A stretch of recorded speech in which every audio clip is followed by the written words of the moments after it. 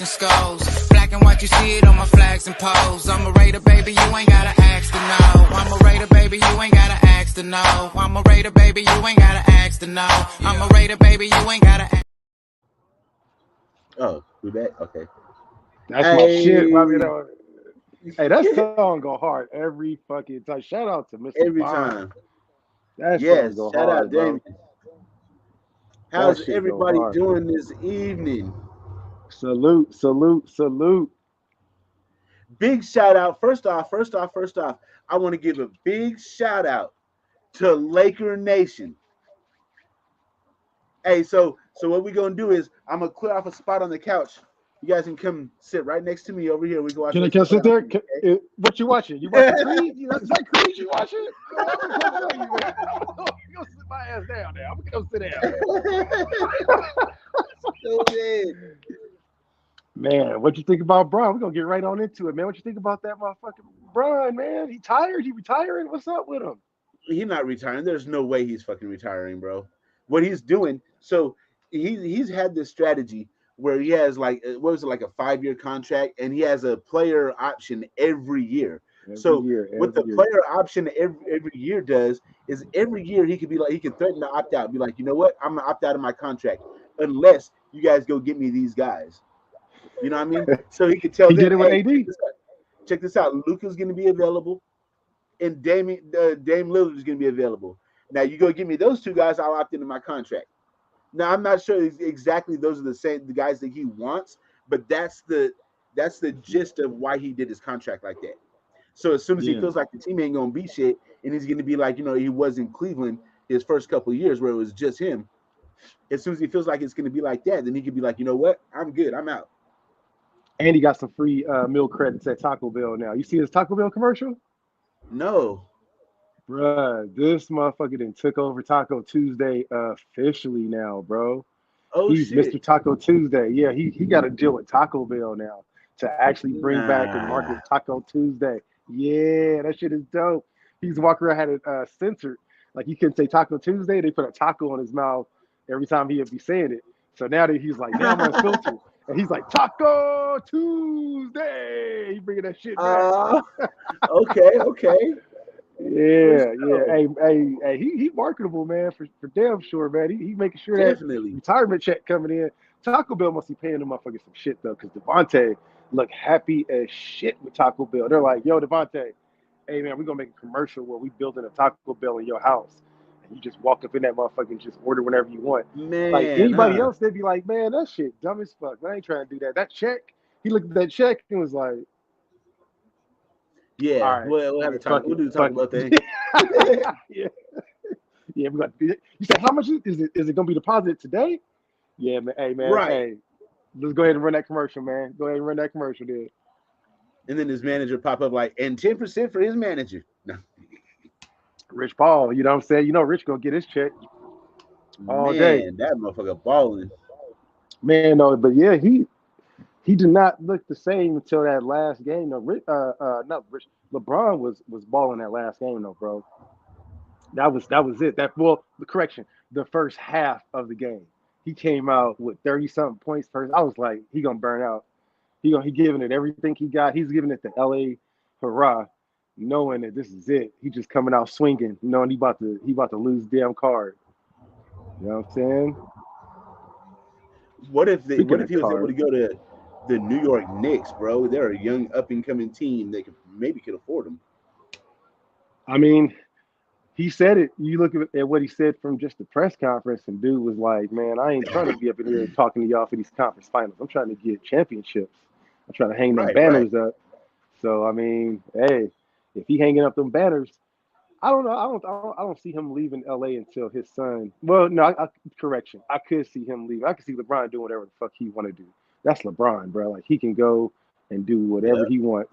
And if he says, you know what, New York is the place, it's just smoother out there. I could see him going any place, man. Shit, he can go to Chicago if he wants to. You know what I mean? Shit, any place other than Denver. Embiid. Hey, he sure as hell could, bro. Like, without even flinching, he could still be a playoff contender with that shit on the East. Right. But yeah, man, I don't know. I love to see my man Bron come back again, trying to defend himself, but it ain't looking like it. It ain't looking good no time soon. I think he will. He just got inconsistent as Anthony Davis and shit, bro. Man, Anthony AD. Davis had a good game, and then you be like, Anthony who? I wish he had. You know what? I wonder what it would look like if he had another big man. But again, that's the Lakers, at least if not all time, second greatest big man power forward When ever. healthy though. When healthy, yeah. When he's out there, yeah, he'll rock him, stock him without it. Imagine Man, the I ain't Lakers never with seen Karl that Anthony happen. Towns. My God. You put Karl Anthony Damn. Towns on that team, bro. That's nasty. Yeah, I like the way that he took on Kevin Garnett's passion. You know what I'm saying? Like that aggressiveness of like, nah, man, I ain't your fucking friend out here, man. I will knock your ass out. Like he's kind of taking that. And then that's a Right. dude, man. He lost both of his parents, bro, from COVID. Like that Oh dude he's shit. about to be full. Yeah, he about to be full back. I think he either both his parents or yeah, I think he did. He lost both of his parents from COVID during 2020, 2021. And man, you talk about a Damn. cat that's just in Batman mode, bro. Yeah, he's that guy, bro. He's that guy. I didn't even know I that. like. Mm-hmm. Yep. Wow. Let's let's see who we got up in here tonight, man. We got Ray Ray. Hey, Ray Ray was in here. He was the first one in the house, man. Salute to you, bro. What up, Ray? We'll see him in a minute. Who else we got in here? We Dark got in Furpo here. with the Raiders. We Furpo got in Dark in the here. house. Yep. Ja in here. Let's see what we Turkey got. in Let's see here. what we Gobble got. gobble. Gobble gobble up in here. We got Port. What's up? What's up, Ozzy. Ozzy? What's going on, Ozzy? Dark. We got All Eyes. What's up, All Eyes on G? All eyes on G. Doo-doo. Doo-doo. Doo-doo. Doo-doo. We got Raider Rich up in here. There's no such thing as a Lakers What name. up, Rich? You right about that, Rich. You right about that. Got Auntie up in here. What's up, Auntie? Oh man. Auntie, Yep. what's going on with you? You see, he didn't even say nothing about the Lakers right there. How about you? I was waiting on it. Oh my God, Oh no! man. Hey, that game must be on NBC, bro, because nobody cares.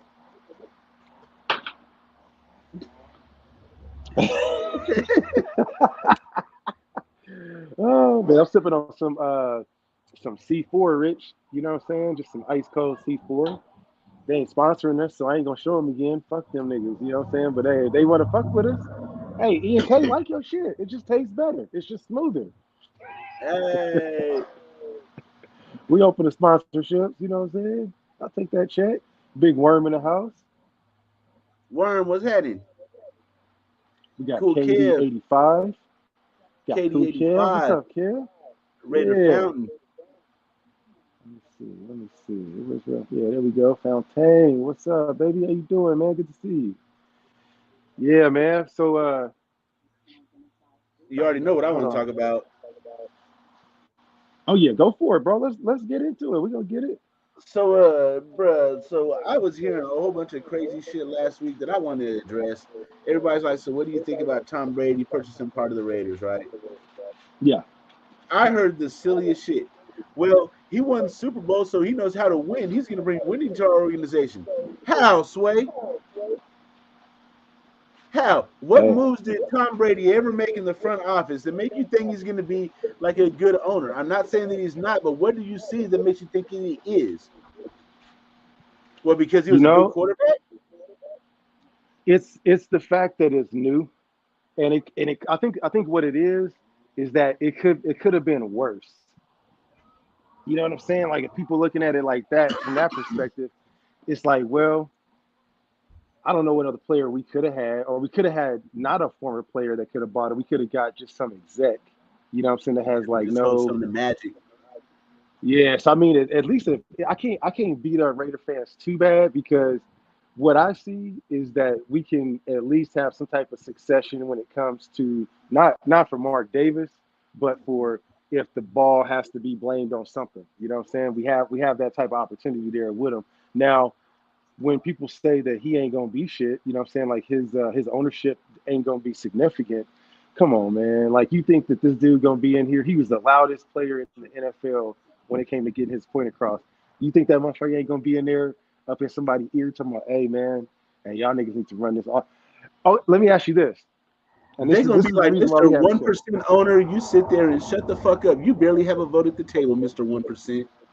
Yeah, let me hold on 1 second. Let me give our guest let me give him this link again. 1 second. But yeah, that's a good convo to start right there, Ern. Because look, man, the way I see it, bro, is like if we end up getting this dude, what's your realistic possibilities? Because it's something I think I'm gonna look up here when we get to the conversations. We start getting some more folks. I'll look it up, and because I don't know the answer to this, and I don't know if anybody actually looked it up. But is there a possibility for an owner to just assume like there's never been anybody ever in the history of football to do it? But is there somebody who's like, hey man, fuck it, I'm gonna go suit up? Is there a clause that says that you can't do that or limits you from doing that? And what do you think? You think that his old ass will ever get out there and play? I just want to put that rumor to bed because there's a lot of people I that don't has been think that talking shit will about that. ever happen. I don't know of a rule saying that. I mean, and Right? it is a possibility, be it a very distant possibility, like the possibility of my ass being able to walk outside and be able to fly and shit. Like, Yeah. maybe I could do it, but the likelihood of that shit is not very high. So I don't see him coming back to play. I think he's more transitioning into his next phase of his like career. You know what I mean? And being more of a professional and executive type of thing.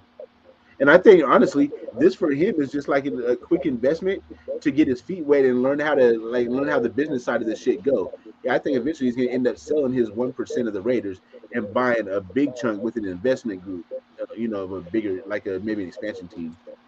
Well, here's how I feel about it, and then we'll bring on our guests and we'll start talking a little bit about that too. But man, think about this. He didn't want to come to play for the fucking team as the quarterback or whatever the reason was, right? I just don't trust this motherfucker, man. Like I Me get neither. it. I want to embrace him. I'm excited. I am. I'm happy that he's here. I just don't trust this motherfucker. Like it seems to me like he screwed us over when he didn't become the quarterback. Like we already had our intentions of doing that, and then he took that higher step and was like, "Nah, man, I can't have McDaniels tell me what the fuck to do. I'm gonna be his boss." And I feel like he's almost like it's almost like a parody against this. You know, it's like he's trolling us. But I don't want to think that way. But before we go deeper It into could that, be. we have a guest, Ern. We have a guest. Um, Yeah, I see him. Nation, Nation. This is the guest here that many of you know us for. Why people came to the Ern and Kush show. We some lovable, likable guys. All three of us. We gonna bring in our guests. We all some lovable, likable guys. But for whatever reason, This my dude. when when you start hearing people saying the same thing that come out of Ern's mouth, out of Kush's mouth, out of our guest's mouth, seem like shit just get weird. Like motherfuckers just start saying something crazy. Just let the man talk. Let him listen. Just listen to what he got to say. And it's always a good pleasure to bring him back. We told him the last time that when he was on it, hopefully it wouldn't be the last time. And we're glad that it's not. All the way from SoCal, the man of controversy on TikTok. He's taking over IG now, but the TikTok controversy, I would say damn near to Stephen A. Smith, but he's smoother, bro. Wouldn't you say so, Ern? He a lot smoother than Stephen A. So I'm gonna give him Stephen the Yeah. sports man. You know what I'm saying? We're gonna give Hey, him that. What's up, sports hey, man? what it do? Hey, What's popping with what's y'all, happening man? with you? What's good with y'all, Shit, man? can't My call. guys, what's popping? Salute, family. Salute. Good to see you, my brother. What's good with y'all, man? How y'all feeling? Shit, Man, about what? we we Going get into the season? Yeah, I'm about to say we was getting right into it, bro. We was already talking about Brady and shit, man. We was talking about LeBron first 5 minutes of the show. We was getting into it. You know what I'm saying? Talking about Yeah. all the happenings. Okay, okay. I had to come outside, get away. It's a little too loud in the house. Yeah, I feel that. That's the way real ones do it. You know what I'm saying? You got to get out Uh-huh. sometimes and just talk that shit. You feel me? Yep. But So I man, don't you I don't hopping think right we've on talked into since the draft. oh yeah. What's up? That's right. We haven't. Go ahead, Ern. We haven't talked since the draft, huh? Yeah, I think it was right before the draft. Yeah, Was it after? Yeah. I think it was right before. Yeah, I think it was right Yeah, before. because we talking about Jalen Carter. We talking about Jalen Yeah. Carter. I remember that was a hot topic, bro. That was a hot topic. Yeah, So man. what's your thoughts on what we did end up with? I think it's a mixed bag. Yep. What do you think was good? I like everybody like the mayor pick. I'm pretty sure everybody else like I like from Georgia.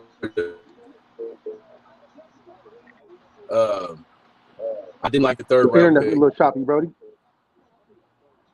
My shit chop. Okay. You good? You just got to shake it a little bit, move the camera around. Put You it know back how in. technology be. You got to fuck with it a little bit. Oh, okay. Now Yeah. we heard you though. You said you like Yeah, the Georgia I'm a pick? little. Uh, Yeah, I like the Georgia pick. I like the mayor pick. Yeah. I don't like the third round pick because why you drafting kick returners when nobody even really runs the ball back from kick returners no more? That really makes sense. Right. Yeah. And then everybody else was really a reach. I mean, Tyree, I think he's a good player, but he just raw. You know what I mean? He just hella raw. And they've been preaching to us this whole time we're gonna get a day one starter. You know, they cut all of our favorite players to bring in day one starters in free agency and in the draft, and they just haven't done that. So, you know, everybody, you know, that's what I see. I don't think they've done that. I mean, Tyree, he has a future, but being that we have Chandler Jones right now, he kind of got to wait in the wings and kind of come in on a couple plays, maybe not come in. That's not what they said. They said we was getting a all-day, day one starter. We didn't get that. So, you know, I'm not too happy about that because they've been lying the whole time. I feel you on that. Yeah. So you said you like the mayor pick. Man, I've been watching that Chris Smith pick, and I like that one more and more. Yeah, I like that one more and more, bro. Every time I see him, man, he seems like he got some good tape, smart player. Yeah. He looked nasty. He looked like a player we can use. He looked like a day one starter. But my thing is, how he gonna be a day one starter when you just from Philly? True. I just don't know. Yeah. I just don't know. You know what I mean? Like a lot of these things, they're not horrible players, but a lot of this shit is just head scratching. And you know, Red Nation act like you can't scratch your head on weird moves. I can't figure it out. It's a sensitive scout. That's all it is. You know, I'm going to be having that they call it tender-headedness. That's what Raider Nation is right now. We're a little tender-headed. You know what I mean? That's all it is. Yeah, we're gonna work our way through it. Anybody saved us from a haircut? A little. Yeah, man. No choice, man. Yeah, for real, man. But nah, we're gonna be all right. I think the draft went cool. My biggest concern though is Tyree and his foot. That Liz Frank injury ain't nothing to really shy at, man. You look at if people really look at what it did to McFadden. I was listening to an interview with Hugh Jackson, and he was talking about how, you know what I mean, McFadden was supposed to be an MVP candidate that year, and when that foot injury hit, he was never, ever, ever the same. So we ain't seen homeboy out on the field yet. I want to see the big fella moving around, make sure he's cool, because that can be pretty concerning. Yeah, for sure. And that was really what bothered me. I just want the Raiders to take the consensus number, first round pick for one time in our fucking existence. That's all I ask. That's all I ask. Hey, so this comment right here. I don't understand what it's. My bad. Which one? This comment right here. Honestly, I don't feel like it was a bunch of reaches. Ziegler targeted the guys he wanted. Best draft in years. I need some explanation. How is that the best? Jack Kenny, you might do first off. But I need some explanation. Like, how is that the best draft in years when we didn't even neglect? I mean, we neglected the elephants in the room. We didn't get a middle linebacker or a defensive tackle. But I need some clarification on how that was the best draft in years. We did a whole bunch of upgrading shit that we didn't really need to fix. I mean, fixing those positions was great and everything, but you're not going to do shit without a middle linebacker and a defensive tackle. Yeah, facts. And he said there was no reaches. I beg to differ. Trey, 3rd round pick, he was projected like a 4th or 5th round pick. The linebacker that we did take, he was projected like 100 picks later. Like that's the shit. Like only time that shit's worked out for us, it seemed like when it was Namdi Asamoah. Like, you know what I mean?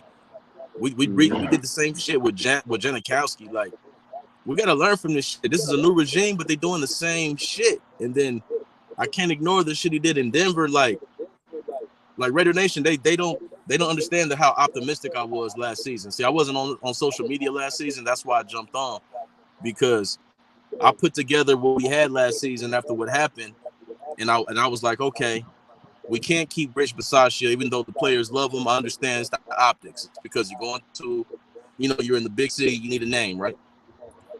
But I was looking at the man who just won a Super Bowl as a coordinator in Eric Bieniemy. So I'm like, you know what? That'd be perfect. You can stick it to Kansas City. But when we ended up with McDaniels, my initial thought was I was pissed off because I want to be enemy. But then after like a couple days, I started thinking like, hey, you know what? Him and Devontae Adams, well, this shit might be something. And I felt like we was better than the Chiefs last season. I felt like we was in preseason before the season. I thought I was going to win the division. And then I see the way they failed last year. I can't ignore that. I can ignore the 10-win team who all beat the Bengals. Ain't like the Bengals beat us 30-7. We almost won that game. So I can't give them like passes for taking the 10-win team. And people want to say, well, they back into the playoff with COVID. Okay. We started off 5-2 and then lost the coach and Ruggs. We were a good team that proved it. We're 5-2. So they kind of come up with excuses for their failure from last year. And my issue is they've held no accountability. I haven't heard Graham say I have to be better.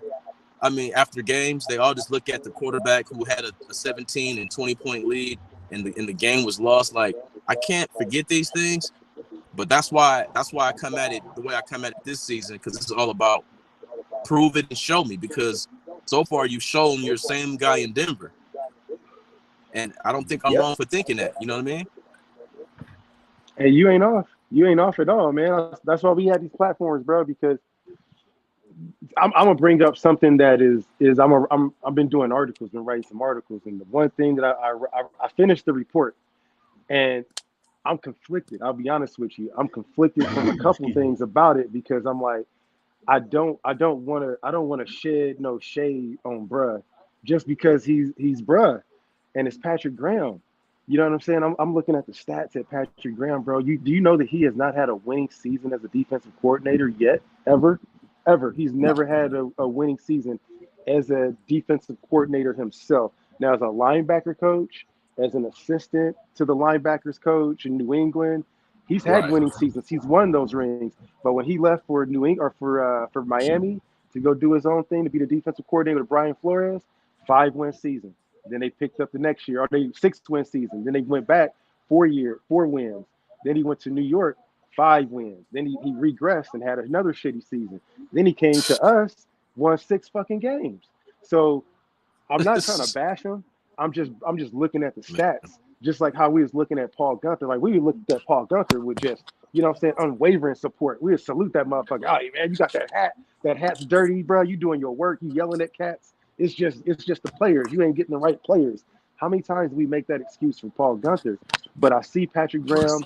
I see a Yale graduate. I see a Ivy League black man that has made his mark in the league. And I just can't talk bad about, and I'm sorry, I don't give a fuck who's mad about that. I just can't talk bad about the bro, because there's not many Ivy League black graduates that end up going on and becoming a defensive coordinator and learning from fucking Notre Dame and going to Green Bay. So I feel conflicted when I bash him. So I got an article about it. I'm just sitting on, bro. Like, I'm really just waiting and keeping my fingers crossed that this is the year that he picks up his defense and becomes the savant. Because, bro, this is gonna be his 6th fucking season in a row if we have a losing season. How many chances we gonna get this motherfucker to be a genius, bro? Wow. Straight up. Wow. Mm-hmm. But you know what? Yep. I consider us, myself, we the new media, man, like Draymond said, and we got to tell the truth, man. We got to tell the truth, man. And And Right. I want to support every minority, every black man, every fucking Latino man, every Mexican man, Mm-hmm. everybody that's in a position trying to move up from a position they've never been, right? Or moving the culture forward, whatever culture it is. I'm with that.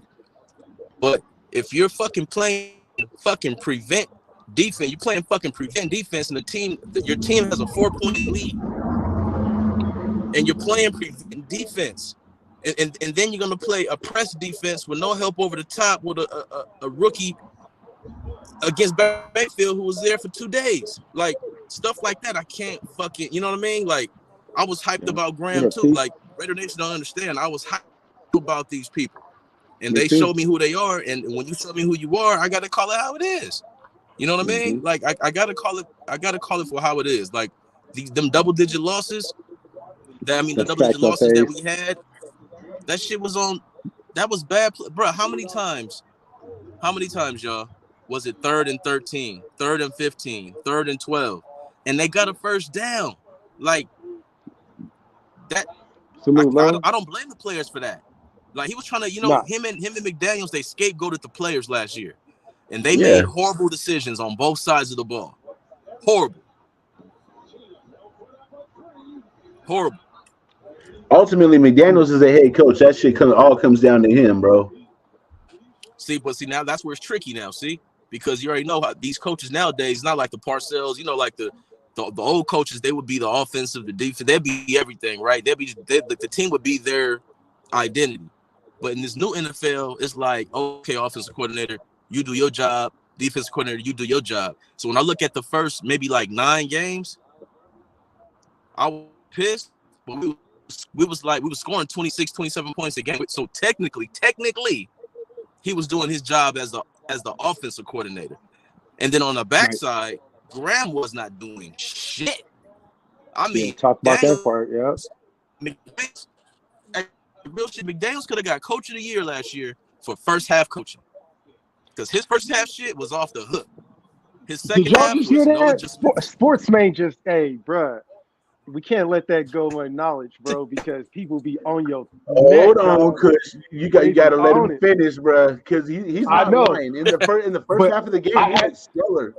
Yes, that's why I had to make sure that it was acknowledged, because people be thinking like we be saying some shit and we just over here just after the coach's neck. You can obviously tell There's reasons behind the team, bro. Yeah, you've been keeping track of that. I'm gonna break it down. Yeah. Exactly. I'm gonna break it down. And they showed us, bro. Like the first, his first half script is pretty nice. He comes out. I mean, I didn't like that he wasn't rolling out Derek Carr at all. But the first half script was good after the first 3 games. The first 2 games, I don't know what the fuck he was doing, because Josh Jacobs wasn't getting the ball. But after that, he kind of figured like, fuck, I can't run him out. It's too good. I have to play him now. And then he started putting together good quarters, good first halves. And then the problem was, once that halftime came, the coach would come out and adjust to what we were doing. And he never had an answer to their adjustment. He never adjusted to their adjustments in any fucking game. Any game. That's, it's gotta like hold him accountable. You know what I'm saying? If he don't call it. Exactly. But then what about this? The game that Jaguars. I can't remember what game it was. Derek Carr had like 250 yards passing the first half, dominating. Second half, he didn't know what the fuck to do. He was calling weird ass plays. It's like, bro, fucking put the foot on their neck. What are you fucking doing? What are you doing? We're up like 17 points. We got. What was causing that shit? Can't, man. Josh McDaniels is not a head coach, bro. No, he's a coordinator. And he's an overrated coordinator at that. You know what he wants to be? He would be Kyle Shanahan, who's a proven genius. Like, the proven genius, because he says, I'm going to win with Sam Darnold, and he's going to do it. That's a genius. He probably is. You're not wrong about that. He probably is. I think he's a genius. Because Sam Darnold's not going to be asked to do much. What up, Bays boy? Right. McDaniel's a genius when he won with Tom Brady, who left all of y'all motherfuckers behind and won again. This is Tom Brady. It has nothing to do with Belichick, nothing to do with McDaniels. They've been riding this coattail, getting credit. But when he won his Tampa, he showed you I don't need neither one of these motherfuckers. And neither one of these motherfuckers has won shit since he been gone. Losing records. And these are the facts, Raider Nation. We gotta fucking face this shit to get by it. You don't keep going if you don't know where the fuck you been. Hey, so Jack Kennan. Oh, go ahead. My Jack bad. Kennan. I picked out the one. He says again, Ern, my brother, my question was passed over. What draft was better than this one? The 2014, what draft before? So the reason I didn't answer your question is because I think it's very, very, very like deflective to answer my question with the question. So I just ignored your question. Well, I think Yeah. that was a good draft. Who we get in that 2014 draft? We got Khalil Mack, Derek Carr, Gabe Jackson. We got Jelly. A whole slew of people. Our whole fucking draft. And you know who did that? You know who Reggie did that McKenzie. shit? Reggie McKenzie. And they fucking got rid of him when they. Why? This is the shit I'm talking about. And people blame Derek Carr for that. How you blame a quarterback for people finding good GMs? We had no drafted. We weren't drafting anybody worth shit for fucking 15 years. And he came in there and he killed that draft with starters, pro bowlers on both sides of the ball. And he's out there. Jack Del Rio wins fucking 13 games. Derek Carr breaks his leg, come back, wins 6 games. He's out of there. That's the real problem with it. You know what I mean? It's like it's at the top, man. And Raider Nation, if you're older than 25, you're fucking ashamed of yourself, man. I feel you there. Because you fucking know that. Yeah. Doing the right thing with the wrong person. Exactly. I'm not mad at the direction. The wrong fucking coach. Right. Yeah, exactly. I don't understand why they get such this benefit of the doubt like they're so proven. Bill Belichick, he was proven with Tom Brady. Only with Tom Brady. Bill Belichick won nothing in Cleveland. But he won with Tom Brady. McDaniels, he won nothing in Denver. But he won with Tom Brady. Like, I don't understand why people don't understand this shit. It's like judging people on what they're doing at their position. I don't give a fuck what Josh McDaniels does when he goes home. Here's what I'll bring up too, which we talk about Jack and Jack. We'll bring you on some time too. We'll have some time here later on to talk. But you know what I'm saying, we got on our special guest. We're going to give him the floor today. So we'll get some time later on for folks to come on and talk to sports, man, and you know, praise him and argue him and do whatever we got to do. But this is our time with sports, man, Jack. So you know I'm with all of that. I know you are. I know you. We got your back too, brother. but look, so, I'm like, with all of that. I can't say with the clean conscience that this was a good, like, it was we got away with a clean ass draft because number one, I had to do a whole lot of research on fucking Aiden O'Connell. You know what I'm saying? AOC 4. And we got him in the 4th round and shit. So it didn't look like that was a steal on the optics. So now my job is I need to go back and see what optics they were looking at to be able to see him as a desirable pick to take him in the NFL draft. So optics right there just don't show me too much. I did a little research on him, but to answer that question about if that draft was our best one since 2014, I mean, maybe. I think that probably had a couple other drafts in there. You know, I think that Ruggs draft was you know, when we picked him up, that had the possibility of being good. The capability was great. Everything was there, but we never ended up putting it all together. So that year with 2014 was that year that we got all the players that we needed for positional needs.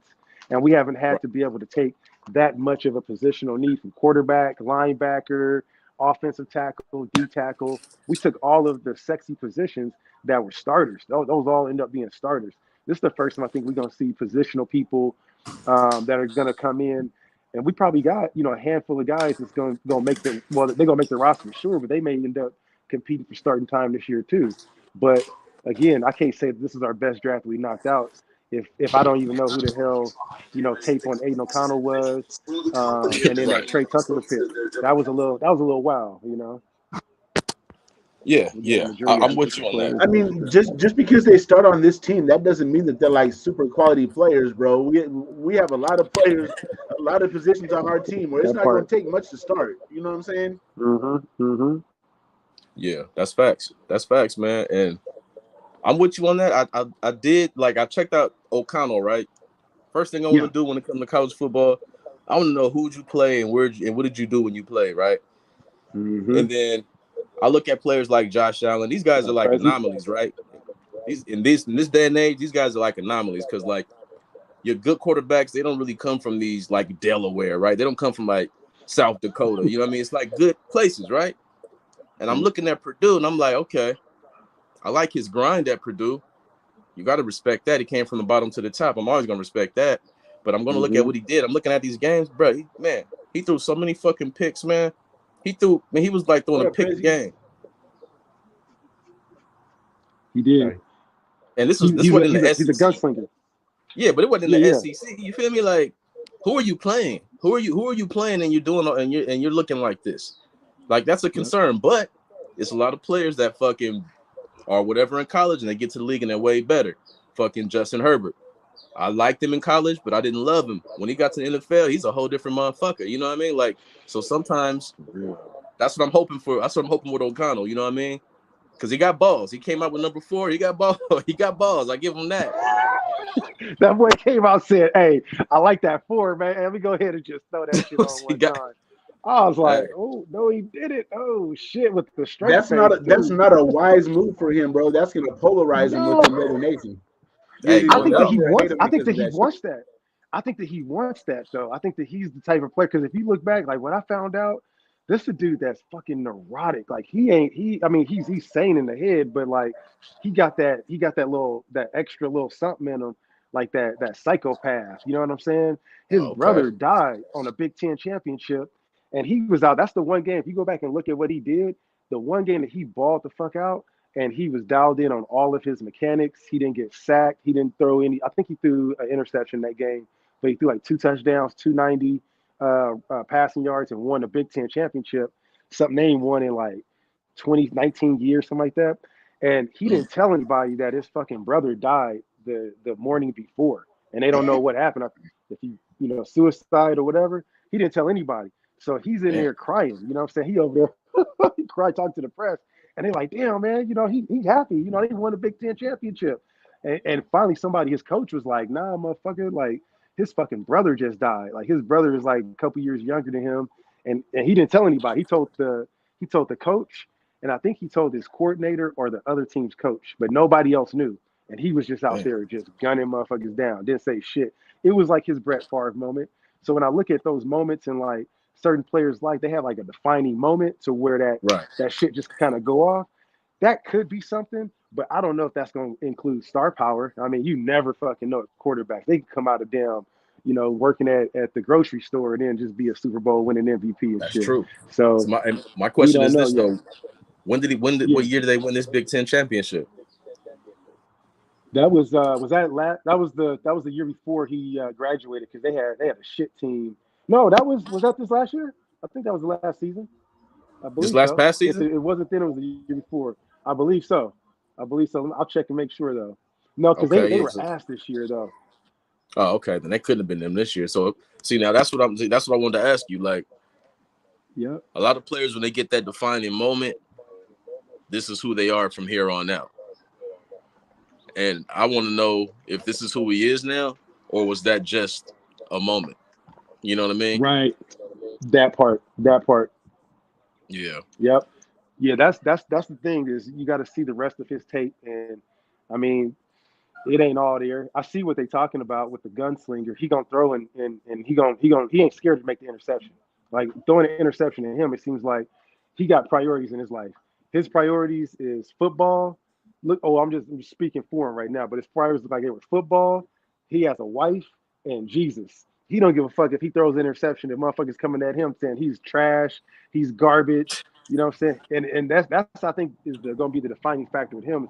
He's a lot more mature than most rookie quarterbacks that you'll find. He kind of like got that career path like DC had, where he's not a father yet, but he's probably going to be a a rookie 2-year. Have about 5 kids and shit popping out. Hey, that's damn near who you described when you told me that. That's something like, he's sure he want to go there. I mean, you see how they did him. I mean, Raider Nation hates a Christian quarterback, bro. So I don't know how he's gonna survive over here. Hey, you know what? Of that, I will say this though, what I found, because I've got into it and there's some good people that's in certain parts of the United States, and then there's other parts of the United States that are Raider fans that were really, really, really dedicated to Derek Carr. And then I talked to some other fans that weren't from his hometown. They weren't from California. They weren't from Vegas. And I was getting in arguments with some motherfuckers. And I'm like, man, where are you from? Why do you like Derek Carr? And I never realized it. It was the ministry.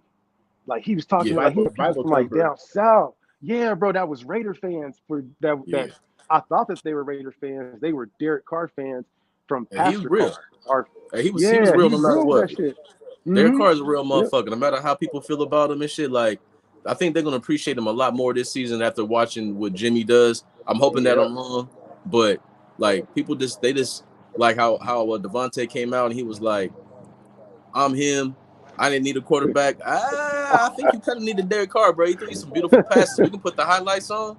He threw some D. Because look, because I know y'all know this, because you got to know the little inside shit before, because people talk so much shit and they don't know stats. But I'm pretty sure Devontae Adams had the most deep touchdown receiving touchdowns this season, because Derek Carr, he led the NFL in deep touchdowns this season. Like he threw them mostly to this guy. You know what I'm saying? I'm like, you think you're gonna get that from Jimmy? That's why he was so mad, because he don't want to run slants and fucking comebacks all game. You know what I mean? Like the throw the hand up, that's over with. You feel me? Like he'll never throw his hand up and say, I'm open. That's over. You know what I mean? That's why he came out and said what he said. But that's what I like about Devontae. He keep it 100, and he ain't saying like fuck Jimmy, but he was like, fuck, bruh. I just played against him 2 years ago in the NFC Championship. And they beat us, and he threw the ball 9 times, and he threw an interception and no touchdowns. Like, he's seen it. It's a completely different style of quarterback. Derek Carr's more dynamic. Jimmy's more ball control. Exactly, and it's all short. It is. But you know why it's ball control? Because they seen what he does. Remember when they first got him from New England, they was like, "Hey, he played a good 3-4 games in New England. We want to get this guy. He's under Tom Brady," and they got him. Yeah. He played like 2 good games. He got hurt, and then he came back like he lost his brain. Everything he throws is fucking almost a pick. Anytime he has to throw the ball more than 10 yards, that shit is risky. And that's why they hand the ball off 45 times a game. That's why people keep telling me he's a winner. He's a winner. I'm like, so we're gonna ignore that he threw the ball 8 times and won? Like, come on, man. Like, that says how good his team was. Like I said, you think Peyton Manning's ever won a playoff game, where they say you can win it by throwing 8 times? No, never. Drew Brees? No, never. Any fucking quarterback ever? No, never. Only that's why I say Kyle Shanahan is a fucking genius, because he can manage a quarterback who doesn't have. He reminds me of Dak Prescott, except for Dak Prescott can make every throw. He just doesn't always have it in between the ears sometimes. Jimmy, he just seemed like he just never has it in between the ears, bro. That's why it's like a third down and 10 is like your worst fucking nightmare, because it's. I mean, it's unless you, because the gimmicks and the smoke and mirrors is over that they ran in 40, and in San Francisco, you got a back coming here, Debo coming there, Kittle's wide open. Like, people got to watch these, even his highlights. His highlights aren't really highlights. Everyone's wide open. There's no tight window throws. There's no fade. There's no double coverage throw. And Devontae knows that. People think I'm just talking. No, Devontae knows that. And I've been saying this I've been calling him handoff Jimmy since he was a 49er. I've been calling this for the last couple years. So it has nothing to do with Derek Carr. This is how I felt. I was on his head because I felt bad for the Niners, because the 49ers have literally everything a team needs to win a Super Bowl, 2 of them, but a quarterback. Yeah. I think that's fair, man. So we brought up the Devontae situation. What was your initial reaction when you saw that article? I know you read it. What was your I did. What was your first read about it? How did you feel when you first got that read? I know you probably read it a couple times, but it tripped me out because the timing. Because the day before, I don't know if y'all seen that video I posted. I just did a video to Devontae Adams, begging him not to leave us after this season. It was just the day before. I promise you, the day before, I said, Devontae, please don't leave us. I know you're gonna have your worst production since your rookie year. I know you're probably not gonna make an all-pro. I understand these things. Just don't leave us. Give us at least 2 more years. And see how this thing work out. And the very next day, that article came out, and I just came out like, I told y'all. I fucking told y'all. I'm not making shit up. I told you motherfuckers. Like, He's a dog. He came here to win. This team was this close to winning, and now they're gonna pull a 360 on him. And you bringing in a bunch of rebuild stuff. Like, of course, come on now. He want to win. He didn't leave Aaron Rodgers to go to the Houston Texans. He came to try to win. So I don't blame him. I wasn't surprised. He said, "Well, will y'all be okay if O'Connell plays good in preseason, but Chase becomes quarterback till Jimmy G goes down?" Yep. Ooh, yep. Start him now. That's gonna be Start happening. him now. You know, that's the thing. People don't understand that though. Aiden might end up being the starter at some point, bro. He's gonna play. You know what I'm saying? He's gonna play this season. He's gonna play. He's definitely gonna play this year. Yeah, he's gonna play this year. But knowing that is why I'm pissed off and why we wasted this fucking money. My thing is like, if we're gonna go quarterback, right? Because they've been watching O'Connell since the New Orleans Saints game where they got outcoached on both sides of the game, right? Of the ball, right? I saw that. So they've been watching since then. I just can't figure out. I just can't. Oh man. Breathe, sports man, breathe. I just can't figure out for the life of me, man. For the life of me. If you're gonna say, okay, we're gonna get rid of this quarterback and we're gonna go with the future, we're gonna do this, we're gonna do that. As much as I was like, fucking Jarrett Stidham is trash, you could have paid him $10 million and then brought in some dogs in free agency, right? And then bring in O'Connell or bring in a whatever quarterback you want to bring in, and use the money for that. Why you want to give him $70 million guaranteed? Why? He's not gonna fucking play 3 years. He's not. I don't understand. And then they're saying, well, he's a bridge. He's a bridge. You know what I'm giving a bridge? I'm giving you 17 mil once. I'm giving you 2 years with an option for me. Why the fuck I'm gonna give you 3 years with guaranteed contract money when I know you're not the answer, and you're also coming out saying he's not the answer in so many words? Then why the fuck are you giving him all this money? That should have went to the defense. Yep. I just fucking can't. Cool Kevin here with that dry ass humor again. He said O'Connell still goes to Walmart and buys Hungry Man dinners. Hey, that's a good one. That's a good one, Cool Kev. Damn. That's a good one, Kev. I'll give you that one. Kev. That's a good one. You get 10 points for that one. Yeah, my thing was like, if we was gonna draft a quarterback, get him, throw him in the fire. I was really like, fuck Jarrett Stidham, fuck everybody. Nowadays, y'all want to play like how they play nowadays? Okay, then let's boost up. You know what I mean? Use that money that they saved from Derek Carr and Darren Waller. Use that money and get some fucking defense. So, bro, we're last in sacks. We're last in interceptions. We're last in fumbles. We're last on third down. We're last in opposing quarterback percentage. Every quarterback that plays us has their highest rating. Like, but we're going to get fucking Jacoby Meyer. I fucking can't with this shit. You can't make this up, man. You can't make this shit up.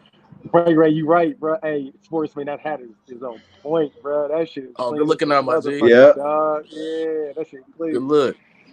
Now you on point, bro. You spitting facts, man. You spitting facts. I mean, you always do. You know what I'm saying? It's just motherfuckers be listening past what they hot points be. You know what I'm saying? They hot topics and that infuriates them. But man, that's it's always a good point. What you feel about the cornerback situation, man? You feel like we're gonna see some a brand new room? I've been hearing a lot about the Faison guy, Donald Faison, about how he's supposed to be the starter coming into camp. I don't see that. But the people that have been seeing him previously, they really wanted his ass back. I don't know why. I don't see it. They say Corian Bennett, when they picked him up in the draft room, the Raiders was ecstatic. They was happy as hell they picked him up, and he may be a guy. I'm still optimistic, but I don't see it. All of these dudes remind me of T.J. Carey, bro. You remember T.J. Carey back in the day, man? Yeah. You liked him, but he just wasn't quite good enough, right? Right. Every time he's like right there, dude. No, he ain't. Yeah. So I hope that ain't the situation. But man, what's your thoughts on Hobbs, bro? You think that shit was just he was injured?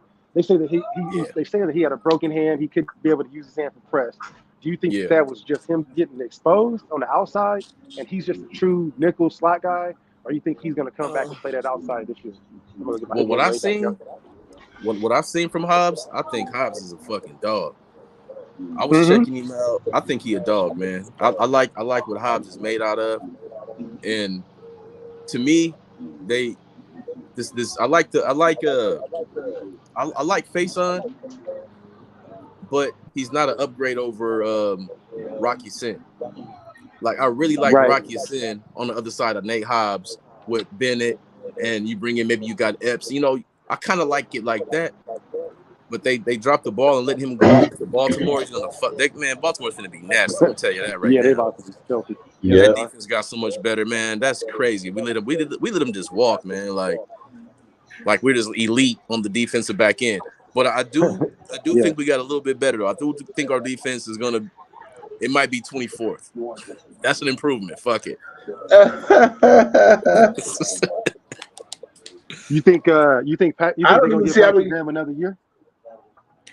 Well, I think this year, if they're trash this year, McDaniel's gonna blame somebody or he's out the door. So if they're trash this year, Graham's gonna he's gonna fall on the axe. Yep. He's gonna fall on the axe. If they don't both just get shipped the fuck out of town, because truthfully, this season is on both of them, you know, because you got your guy now that you always wanted, that nobody else in the NFL wanted. Hand off Jimmy, you got him. Right. You drafted the players you wanted. We're not going to pretend this is the Houston Texans that you went to. You went to a playoff team. Like, how long does rope got to be? So, you know what I mean? Like, I don't know, man, but I do think the defense takes a step. I think the offense definitely takes a step back, but the defense takes a step forward that we ain't seen in a while. I don't think it's going to be like top 10 in sacks, nothing like that. But I think they'll be serviceable at moments. Yeah. You know. What when you look at, so I know everybody be talking about like the schedule, and they're like, man, we're gonna have 8 wins, we're gonna have 6 wins, we're gonna have 15 wins. I'm gonna ask you a different question about it because it's a different way of looking at it. What do you think it's gonna take for us to get to, let's say, I think right now for the playoffs, it's gonna take us more than 10 games to get to the playoffs this year. Because I think the what you call it, the Broncos playoffs shit this year. I know, Ern. I'm just saying, because you already know we already know, we all agree that this is probably gonna be at the most. And I know, at least in my opinion, and I'm not being negative on it. I'm being real as to how I see the schedule and the strength of it. I would say I wouldn't be happy with it because I would hate it. I'm gonna be depressed all fucking season, but I feel like we're gonna be able to skate away with about 7-8 wins. You know what I mean? Without being too disrespectful on either side. Just looking at it as being optimistic and just being real, maybe 8 wins. What you think it's gonna take for us to be able to crank out like an extra 4 wins out that motherfucker? Like, or who do you think that we can be able to get those wins? I know one is that fucking Detroit game. We gotta win that motherfucking Detroit game, bro. On the road, I don't know if that's gonna happen. Detroit is looking like that was our mark to where we kind of started in their development, the same progression where they were at that same year, where they were building their team up. They got a new head coach. They started bringing in a whole different mentality, start talking different around their locker room, and you see what happens. I like them. You know what I'm saying? I like them a lot, bro. I like them them a lot, man. Their coach is hella good. He's a motivational guy. They fucked up, though, letting DeAndre Swift go. Oh, yeah, they did. They picked up. Didn't they pick up somebody in the draft, though? They got a running back in the draft, I think. Yeah, they got a draft. They got another weapon, but DeAndre Swift he's him. Yeah, he's that guy. He's that guy. But I think that's one of the games that if we can be able to do something, there's still a team that's going to be questionable. I don't know if that NFC North is going to be even strong this year, or they may just be like we was last year, just beating the shit out of each other and nobody really get nothing significant out of it. But there's no super team like what we have. They don't have no 15 out there running around no more, or no, Aaron Rodgers like we got Patrick Mahomes. So I think that may be one that we can skim by.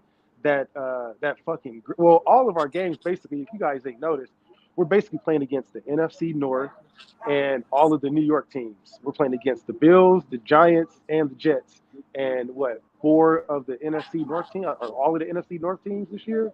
So if we can do good about that, and we can be able to work our way into, getting a couple wins out of there, that's the only way I see us getting out of the regular wins.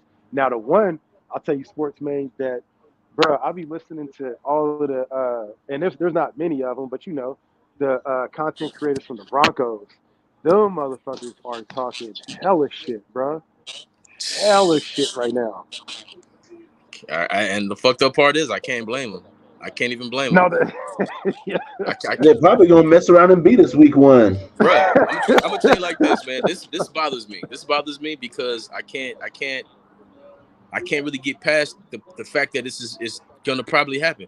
We beat we beat the fucking Donkeys 6 games in a row. 6 games in a row. And them hey, Derek Carr owns the Broncos. I don't give a fuck if that defense is number 1 or number 9. He fucking owns that defense.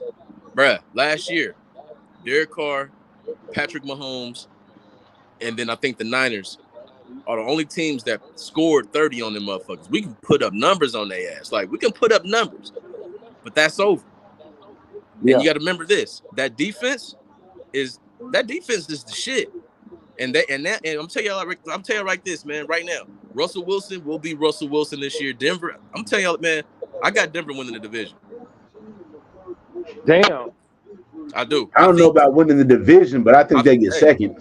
I wouldn't be surprised. Damn. I'm gonna say it like this: I wouldn't be surprised because that defense gave KC problems, everybody problems. But the problem is they only scored 14 points a game, right? Yeah. So if you're gonna give them, if they can give him 23 points a game, if this coaching can get 23 points out that offense, bruh, they're gonna lose like 4 games because that defense is locking shit down and turning the ball over and getting sacks. And Javonte Williams is coming back, the running back. Bruh, that team is don't fucking sleep on the Broncos. I hate these motherfuckers. I don't hate them as much as I hate the Chargers. I don't hate no team as much as I hate the Chargers.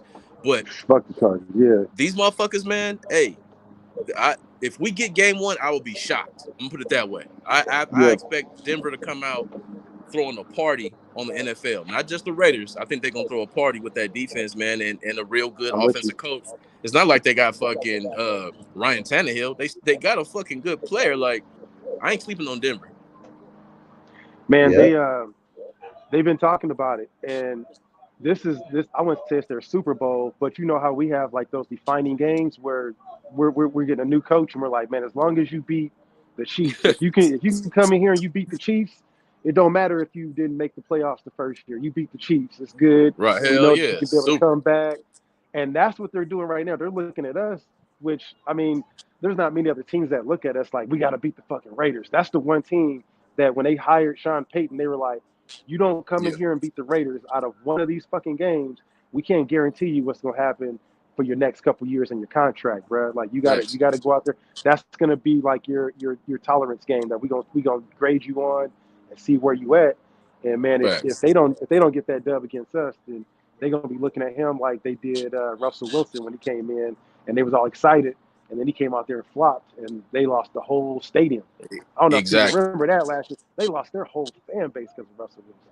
Yeah, hell yeah, it was that bad. But you know what? Mm-hmm. Before the season started, I called that shit because Nathaniel Hackett didn't deserve that job, and he was not an offensive coordinator. He was just sitting in the room with the offensive coordinator. That was supposed to have been Eric Bieniemy's job.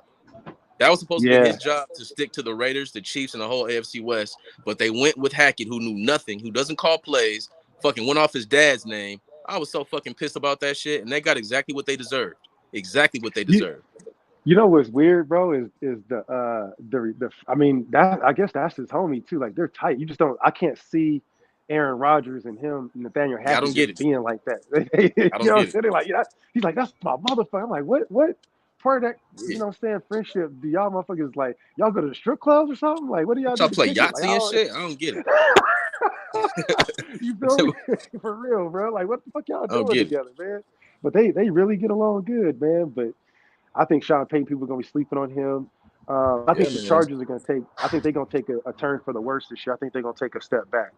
Why is that? I'm not worried about them. I think that last year was their real bubble when they went out on free agency.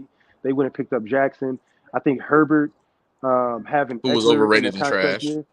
Mm-hmm. And I think I was on J.C. Jackson head all last season. Ooh, J.C. Jackson, boy, I'm so glad the Raiders didn't pick him up, man. That seemed like one of them sexy picks that we're gonna spend a lot of money on. We're gonna make somebody real rich, and then they don't produce, and they be on the sideline hurt by like week 8, 9, 10. Yeah, exactly. And that's exactly what happened. I mean, he got cooked, which was good. I love to see Devontae cooking their best player because that just took the whole. I loved it. Yeah, it took the whole energy off the damn building. Yeah, so I don't think they're gonna recover back from that. But I think they're going to take a regression just because they didn't get better. I didn't see them getting better. They picked a bunch of they got two or three receivers, I think, in the draft, which I don't know. It could be surprising. Maybe they'll be taking that deep route, that approach. They got a lot of small dudes, a little quick, fast twitch. They got a mix Yeah. of some big guys too, but I'm never really worried about their receivers. I mean, they gonna highlight us, they gonna torch us a couple times, but we usually come out on top. You know what I'm saying? So if we But don't end up getting better though, we need to get better at the cornerback spot with them because they can get better. look, I need you to remember this about these Charger games. What's up? For the last 2 years, 3 years, 4 years, Mm-hmm. all of these games have been field goal games and overtime games. And if you Facts, remember, bro. in all those games, Yep. Derek Carr had to play amazing for us to win those games, Yep. or if we lost by 3 points. So Yep. Because I'm our looking at defense all wasn't these covering things. shit. I'm looking at all these things, and I'm looking at. I hate the Chargers coach like I hate Josh McDaniels. They're the same coach to me. They're the Yeah. same fucking coach to me, right? But he took a step back, and he's got the Cowboys cat calling the plays. Now I think they progress. I think because he was destroying that team, bro. That team is ready to win right now, but coaching matters. People don't understand that coaching fucking matters. And his situational coaching has been fucking as bad as Josh McDaniels has been, except for he's been doing it for the past 3 With a years, board. Yeah. right? So truthfully, I think everyone in our division has taken a step up. I don't think Kansas City got better, but they're still Kansas City. They still got Andy Reid. They still got Patrick Mahomes. They still got Kelsey. They're no matter what, they're the top dogs no matter what. But I look at us. How did we significantly improve? I think our defense slightly got better, but in our offense, we have to put up points. And people don't understand like this new Patriot way that Josh McDaniels is trying to do right now. What he's trying to do.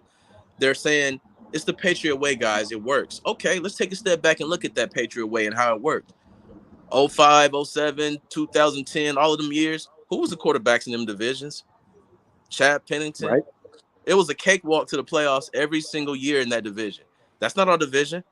We got to fucking play. We can't win our division with a bunch of Princeton guys that you think are fucking nice guys and good character. No, we're not going to do that. We're not competing. We got to get fucking dogs to go against dogs. Kansas City Right. got dogs. The Chargers, I fucking hate them, but they got dogs. Denver got doggy dogs. Who the fuck we got? Max Crosby. Come on, man. We need dogs. And that's why I don't see the Raiders. If they win 6 games, I'd be surprised. If they win eight games, I'd be extremely surprised. Playoffs, I will fucking. That's a miracle because Yeah. Jimmy would have to be someone he's never been. You know what I'm saying? That's the only way because you have to imagine this, my bro. You have to imagine this. When the Raiders play anyone, I don't care who they play, they're gonna look at the matchups. They'll say, okay, we got Josh Jacobs, stop him. Yeah, what about Devontae Adams on the end? Who gives a fuck? Don't worry about that. We're gonna put 7 in the box, and we're gonna cut off any slants, any button hooks, those kind of things. And we're not gonna double Devontae. We're just gonna try to stop Josh Jacobs and force a bunch of 3rd and longs because they all played against Jimmy G. They know his weakness. It's not hard to figure out. You get him in 3rd and long, and it's gonna work in your favor. Like those tight games that we win, like we're 500 against the Chargers. I think in Derek Carr's career, and Derek Carr's 11-5 against the Broncos. Only team we ain't been able to beat has been the Chiefs consistently. But guess what? Neither is the whole AFC West. So no shame in that. Yep. But I don't see us getting the necessary dogs. You need the Jalen Carter. You need dogs. You need, you know what I mean? You can't win with Princeton guys. I don't think you can. Not in this era, not in this division. I don't see it happening, man. Yeah. I mean, I feel you. We got to have a couple dudes that's on probation out there too. We've seen it. We don't need the motherfuckers that's in jail that's going too crazy, but we need some legitimate cast that's like, hey man, you got to go see your PO. You know what I'm saying? Go do some anger management classes. We need a couple of them motherfuckers running around because when we had them, you know what I'm saying, it sets that tone. It really do. And That's what we was right, built man. on. Yeah, right now it Raiders seems built like on. and the tone this year was, we drafted a lot of 5th-year seniors too. A lot of guys that, were put back from COVID year that are a lot older. We Written off. want smart football players. Yeah, a lot of guys that were written off. They want guys with chips go on their ahead, shoulders. Yeah, exactly. That was the narrative. It seemed like they want them dudes that they were passed on in the scouting report because they had a bad season the year prior, or they had a good season the year before that, and they got some question marks. But like I said, I think that this may be the year that either we're going to see some improvements from this defense, from what I've been hearing from like a lot, not national media, but just a lot of folks that don't really have a need to talk about the Raiders. This past week is the week that they're like, yo, like these guys they got some good picks. They did this, they did that. So they're looking at like the Chris Smith. They're looking at some of the small nuances that we got, mostly Right. about Chris Smith, a lot about the undrafted free agents that we picked up as well. But I mean that Meyer and all the picks that was in the middle between Meyer and going into Chris Smith was a little bit of the question mark, I think, where folks was like, why do we take the offensive weapons? Because they saw those guys as top priorities. Well, we really Right. should have been taking a defensive player. I think all those guys we could have got later on, with the exception of Michael Meyer. I think, Yeah. they had a first-round grade on them. I'm good with it. There's no Waller around here. We got to have somebody. I would have been mad as fuck if looking at O.J. Howard, injured ass, and Austin Hooper's cool, but I'm not going to put taking Darren Waller and comparing that to Austin Hooper. You know what I mean? Exactly. That wouldn't have been a good comparison. Exactly. That's not even close. You know what I mean? Not even close. But I'm with the. I have the impression that the defense will take a slight step up as far as the talent. I think the talent got a little bit better, but it's still on the coaching, man. You still got to call the right defensive plays. Like you know what I mean? Like if it's 3rd and 15, I mean you probably shouldn't be like pressing and doing weird shit. I don't know, man. Like they just be doing a bunch of weird shit that at the wrong time. Like if Graham can call a good game, because he's gonna have to this year. This year, he's going to have to. He's going to have to. He's going to have to because we're not going to be scoring 27, 25, 30 points. Because, bro, we were scoring hella points last season. And then towards the end of the season, we started to fall off as not scoring as many points. But we were scoring hella points all season and still losing. We was 2-9, and we was like 5th in scoring. Because the other teams would figure us out. They figured us out in the second half. Yep. And that showed in the season, too. Like in the end of the season, that's why we couldn't do nothing no more because everybody was figuring us the fuck out. And it's going to get tougher this year. Yeah, for sure. Absolutely. And on top of that, the toughest thing that's going to hurt us the most, I don't know if y'all remember, man, them games. Josh Jacobs is such a fucking beast, but I know y'all remember them rare games where he was just like, he took himself out and they put in Zamir White or they put somebody else in there. Y'all remember what that looked like? Yeah. Trash. Yeah. That shit looked like trash. Sports mate, here's another thing I'm going to bring up too, bro, is Josh, and hey, John, real quick. Hey, man, I'd rather have a coach that's hitting the pipe, though, bro. You know what I'm saying? He go connect with the players. You know what I'm saying? He hit that 420. It's Colorado. It's legal. He probably going to smoke out with his players and be like, hey, man, I'm going to lead y'all to the promised land. I'd rather have that than some uptight-ass coach. But some fucking puss. You know what I'm saying? But, hey, talking about Josh Jacobs, bro, the man had 340-plus rushing attempts last year. And I'm doing some research about that. I'm writing about that right now. And you look back on the players that actually had a decent season the year after, they rushed for over 300 attempts. Not many. You got Derrick Henry, who's he's 6'4", 230, 250, somewhere around there. You know what I mean? He gonna recover. You just keep giving the dog the ball. He gonna be all right. Marshawn Lynch, the year after he took Seattle to the Super Bowl, he had another 300-plus rushing attempt season, and then after that, no more. He was all under 300. You got players like Marcus Allen, who had a 350 rushing attempt year when he won the MVP with the Raiders. After that, he went down. Everything else before and after that was like 220, 250. So when you start looking at them treads, be like, Josh is like around 220 to 250 a year. This is the first time we gave him like an extra 100 fucking carries, you know what I'm saying, and let him get that whole bear of the weight on it. Now this year coming back, we can't run him like that. We can't give him 350 carries like we did last year. You know what I'm saying? That's what my biggest concern and the backup behind it. Well, see, that's the whole thing. Unfortunately, I got to cut this shit short, y'all. I got to make this run. Yeah, you good, bro. You good. But check it though. Unfortunately, let me make this last point. Unfortunately, man, for us, we didn't take care of a man who proved his worth. So last year, when he ran for 12-yard gain and he went right back to the huddle and it was like, man, Jacobs is a beast. Guess what he's doing this year? Yeah. He's not going to do that to himself. He's already, because you know what? He doesn't have anything to prove to the NFL. The whole NFL knows who he is and they want him. So since he was franchise tagged, they understand like, okay, he's not going to fucking dog himself out this year. He's going to keep himself fresh for the team that actually gives him a contract. So he's going to definitely be a lot less productive on his own. He's going to run for 6 yards. I'm out of here. He's not gonna do that to himself, Yep. and I can't blame him. It's not good business. I can't blame either. Right, Nope. right. I don't blame either. Not at Would be all. mad at that. Man, But so yeah, man, I gotta check out where y'all, man. I gotta make this run. yeah, bro. Where Nice can having you on again, people bro. find you as always, bro? It's always good talking to you. Like you said, man. My bad, Ern, Yeah, didn't mean you to know, cut you off.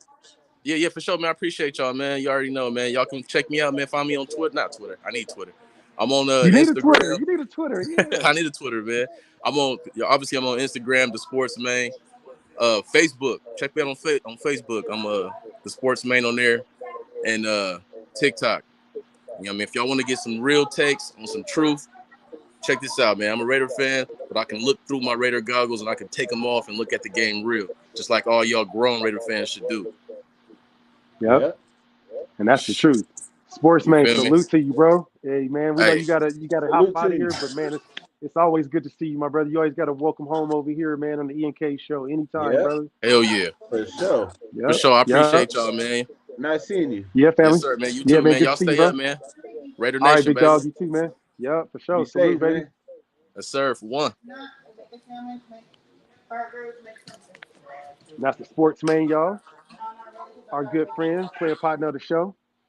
What up, Yeah, Critique? yeah, yeah. What's going on with you, man? Good to see you up in here, man. Turn this shit off. As soon as I Oh can yeah, turn you this shit good? off, there we go. Oh, you good? You good? I got you. Boom, there you go. That was a Sportsman. Yeah, what's good? What's good with you, Critique? Good to see you, man. Was Derek calling What up, those Critique? plays? I feel you, big word. Yeah, man, that's just scary though, bro. When you look at them damn rushing carries that Jacobs had to take on, like there was nobody else running the ball for us last year significantly, bro. That's my biggest worry is who's gonna back him up if and when he has to go take a breather on. I don't trust Demir White's running ability. Brent Bowden. Who else we got? We got that 22 guy. What's his name? I forget it. The Jalen Richard replacement cat. None of them cats is gonna be able to come in and do what he did. I don't even know what to say about this team this year, bro. I'm so like, this is the most uninterested I've ever been in the Raiders. Is this the most uninterested? I'm gonna say this is the most uninterested season I had with the Raiders. There were some years there. You know what was the most uninteresting years for me was those years that we had to endure the Jason Campbell injury, and we thought that we had a team, and then he went down. Was that the year when we lost Jason Campbell, and then we had to take on we had to add Carson Palmer? You know what I'm saying? We had Yeah. to do that weird ass trade, and then it set us back. And you just knew like it was like, man, we ain't gonna make it to the playoffs with this dude, man. Like why is we going too far with it? And that seemed like that was the one year that was the most disappointing for me, I could say, of recent We had hella memory. I mean, weapons too all over the field that hell of year, weapons. bro. Hell of weapons. We had And Demarius Moore. Jason Campbell was in sync with them too. He was, Denarius bro. Moore, He was a Jacoby fucking leader, Ford, dog. Whew. yeah, So Ronald like Curry. oh dog. Who was our tight end? Was that when we had now we didn't have what you call it? I forget who our tight end at the time. But I remember we was balling. That team was well led, man. That's when Hugh was there too, man. He had a good thing going. But yeah, this is gonna be I think this is my take on it. I think this year has the capability of being one of the most disappointing years. So I'm just getting myself mentally ready to go either direction. And if we have a losing season, and it's going to show, I think it's going to show early on because our schedule is not going to allow us to be able to just escape by if we're a shitty team on the first 7 games. And that's really where we're not a good team. Well, I wouldn't say that we're not a bad rebound team because we had to win 4 straight to make the playoffs a few years back. Different regime, different setup. But I think that if we get to this position of where we're down 5 games out of the first 7, it's gonna be rough. It's gonna be real rough. It's gonna be a rough year, man. It's like sitting through a Trump presidency. Shit, yeah, you're right about that. That is That's true, basically man. that's basically how I feel about this regime. It's basically a Trump presidency. Just hold on, hope for the best, and just hope that it ends soon. Shit. Hey, speaking of that, Gotta take a Oh, pause. thank you, critique. Hey, congrats to 600, Ern.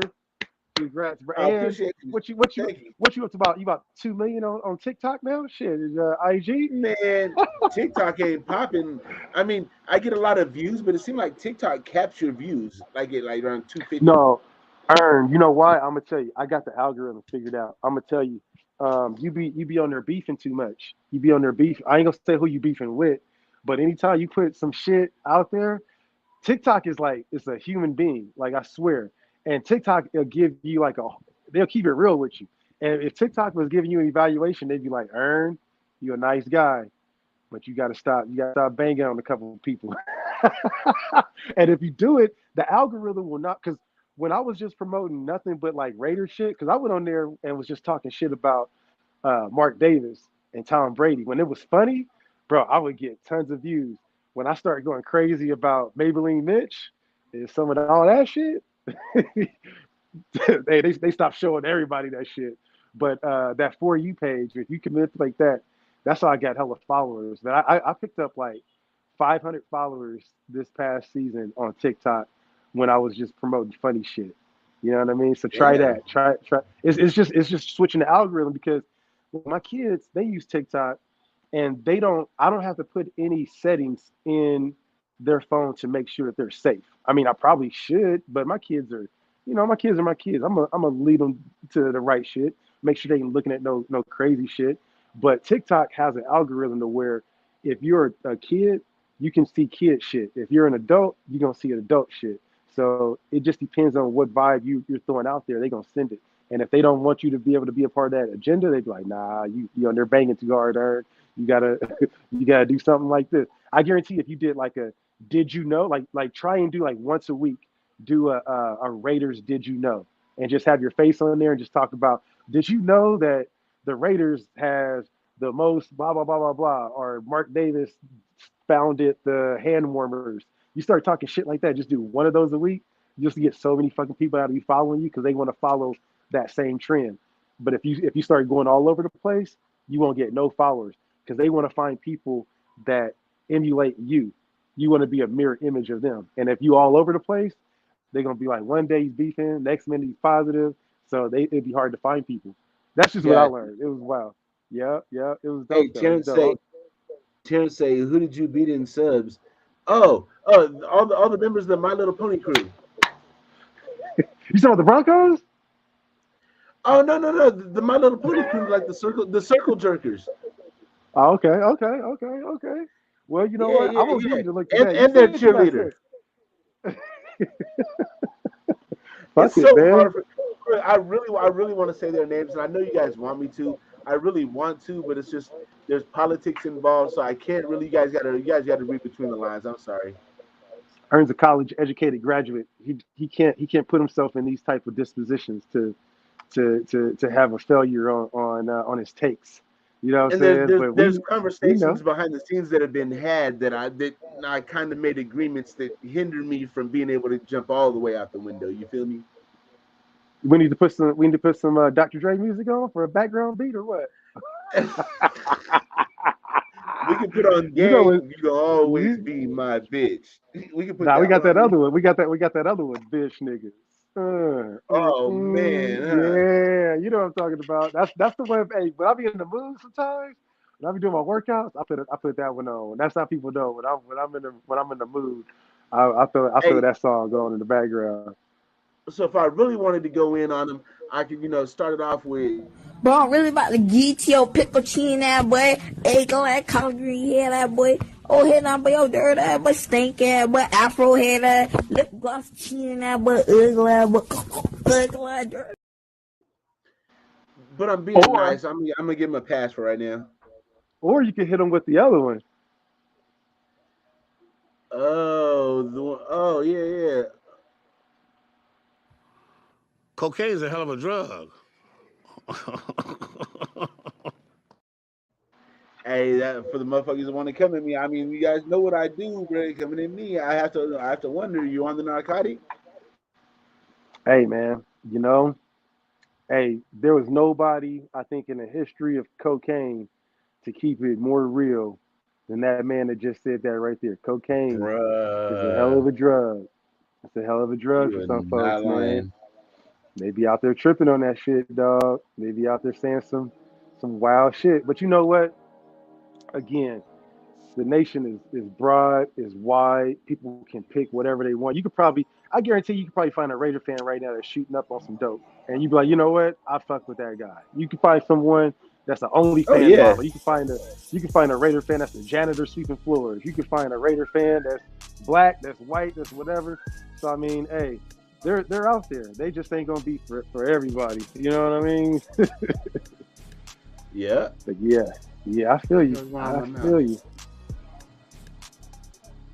My mouse is tweaking. Hold on. Yep.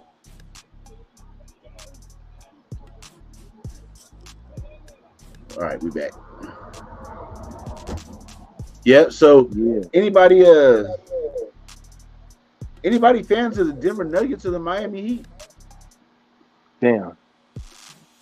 Nope. It's gonna be. They better fight. They better do something. And Jokic and Jimmy hate each other. There's footage of them two like damn near about to scrap on the court. Did you hear? I don't mean to keep bouncing back and forth, but I saw No, you Raider good. Fontaine talk about that, and it made me think about that.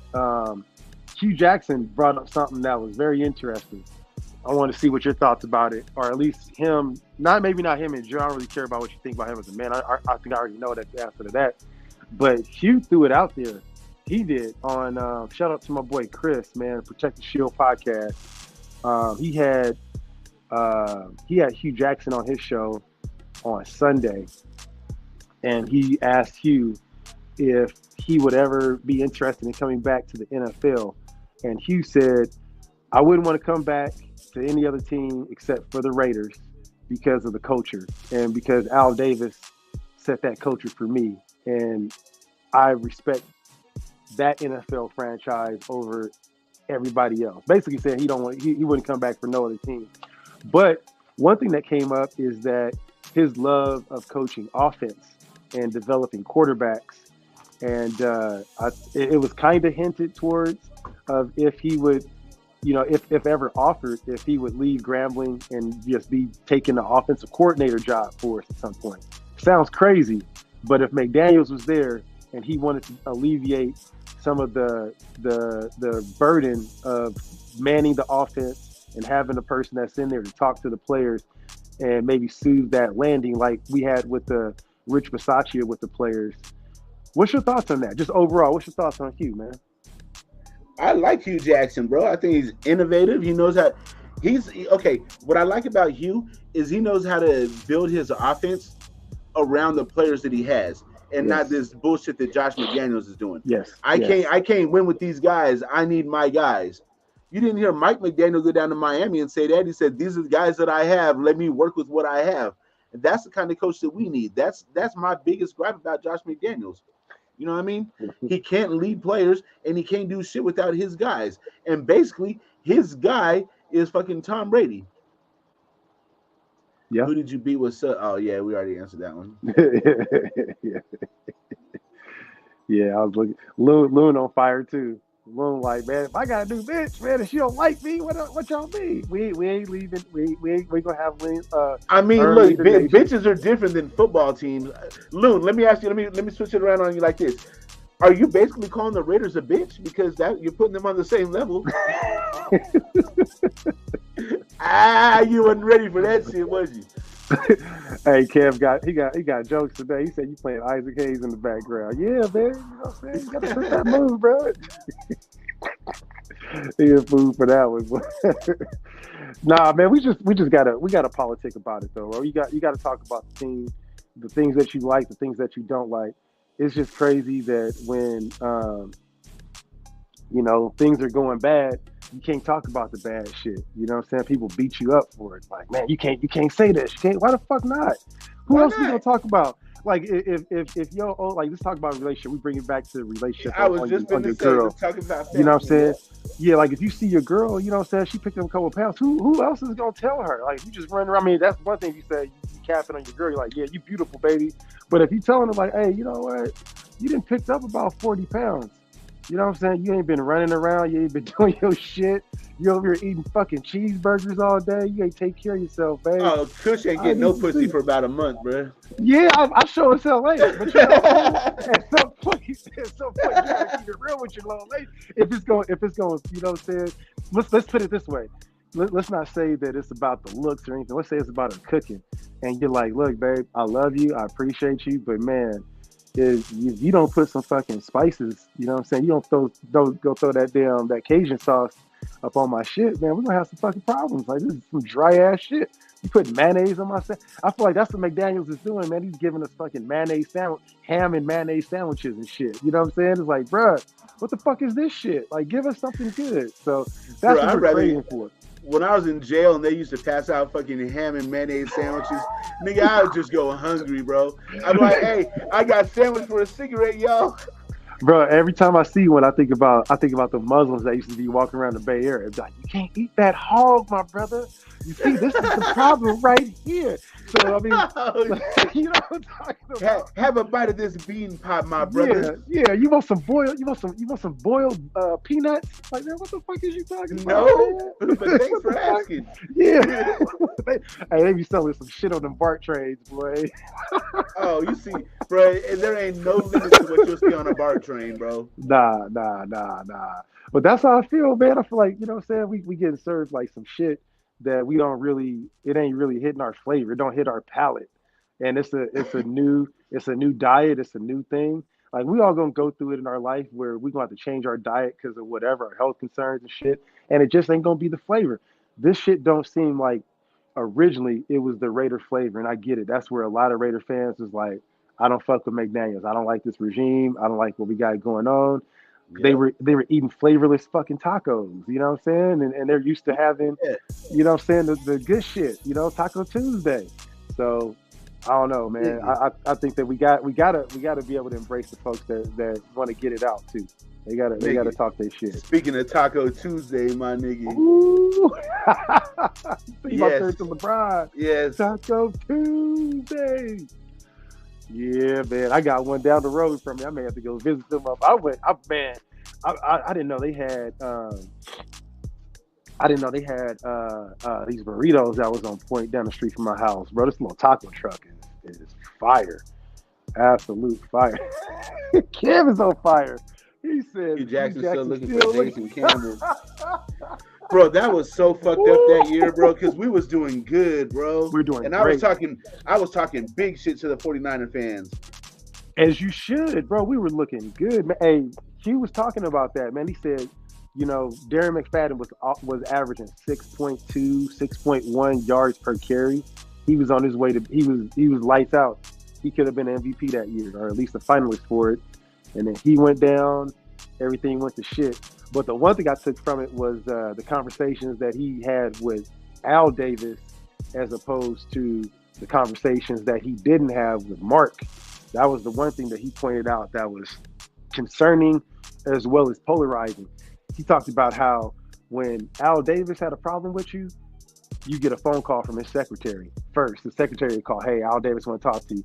And he said he wouldn't always cuss out Hugh, but Hugh said that when something was going on, like when Hugh was trying to do a downhill running attack in practice with Darren McFadden, and Darren McFadden was telling me, he's like, man, coach, I want to run downhill. Like, that's what I do. Like, if you run me downhill, I'm going to give you a 2,000 yard season. He wanted to be like Adrian Peterson type of back. And Al Davis was like, no, we're going to run a zone blocking scheme. That's what we're built for. I don't care about whatever coach is coming in. This is what we're going to do. And when Hugh tried to do that in practice, the motherfucker said he got the phone call that night from Al Davis' secretary. And Al Davis is like, what the fuck was that? You know, saying shoot him out. Like, no, you don't do that shit. You do not call. I didn't bring you in to run plays that I don't call. And then he said, you know, comparison, the conversations that he would have after Al died when he would talk to Mark Davis and it was like, yo, we coming off a, you know, potential playoff run. Need to know if the staff is cool. I need to talk to my guys and let them know they gonna have a job so they can get back to scouting. You know, the scouting department got to do their job. They don't know if this is gonna be our year or not. He said Mark Davis just stared at him. He said he didn't say anything. He said he just looked at him, like didn't say shit, just didn't give him a yes or no.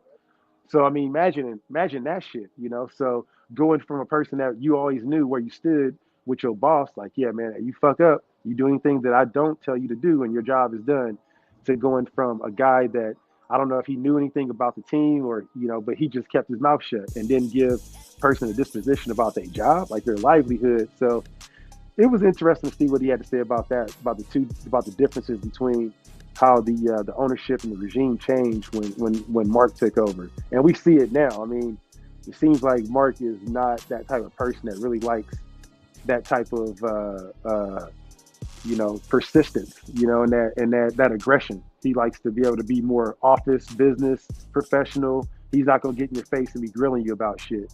He gonna fire you though, but he ain't gonna be up in there telling you like, hey man, you fucking up. You need to do this to fix it. He's just gonna be like, nope, it ain't gonna work out. Here you go. Here's the door. So we got to change to that for sure. Yeah, I hate bosses that just be like, just out of the blue, just you come into work and they be like, hey, I need to talk to you real quick. Hey, sign this paper, right? Here goes your last check. Yeah. What, nigga? I didn't have no warning. I didn't see this shit coming.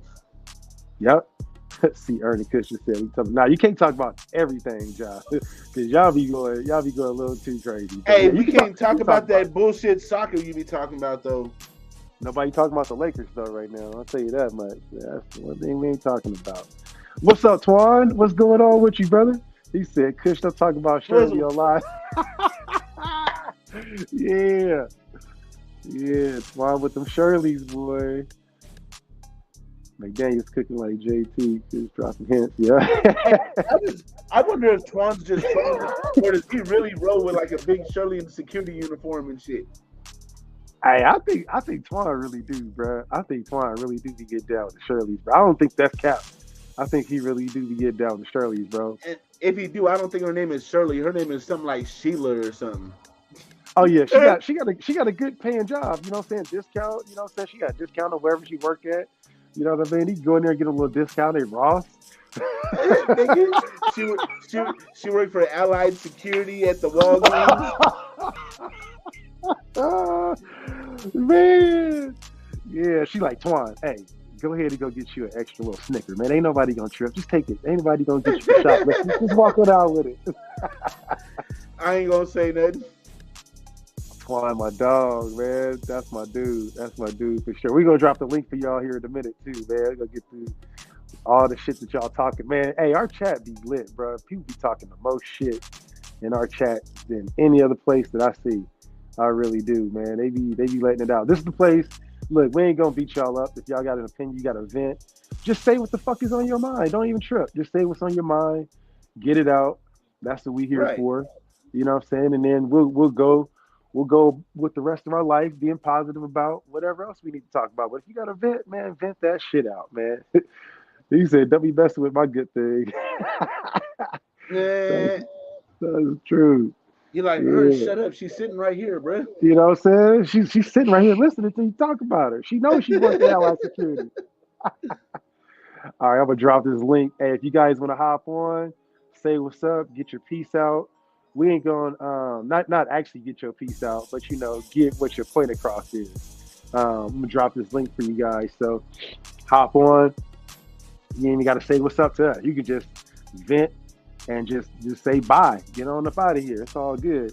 But it's fine like them Puerto Rican Shirley, them empanadas.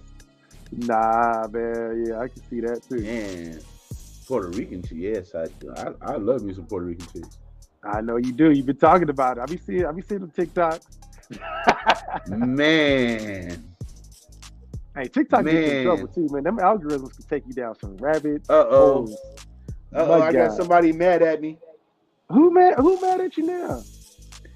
Laugh my ass off, Ern. Don't come for Allied. I used to work for them.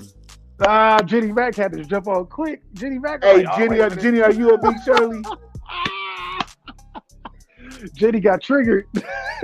What's up, Jenny? What's up, Jenny? How are you today? Jenny, we haven't seen you in a long time.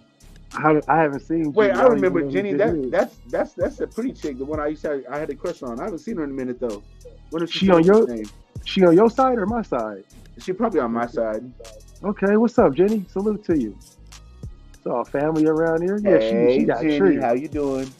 Bro, she got triggered though. She said, "Wait a minute, hold on. Don't be coming at." She's like, "They pay good. I got benefits." Jenny from the block. Shit. But was you armed security though? That's the part. That's the part. If you top flight security of the world, and that's the difference between the police. How they say it on Friday after that. That's the difference between the police. What up, Raider Room? Bro, what's your favorite comedy movie all time? Oh man.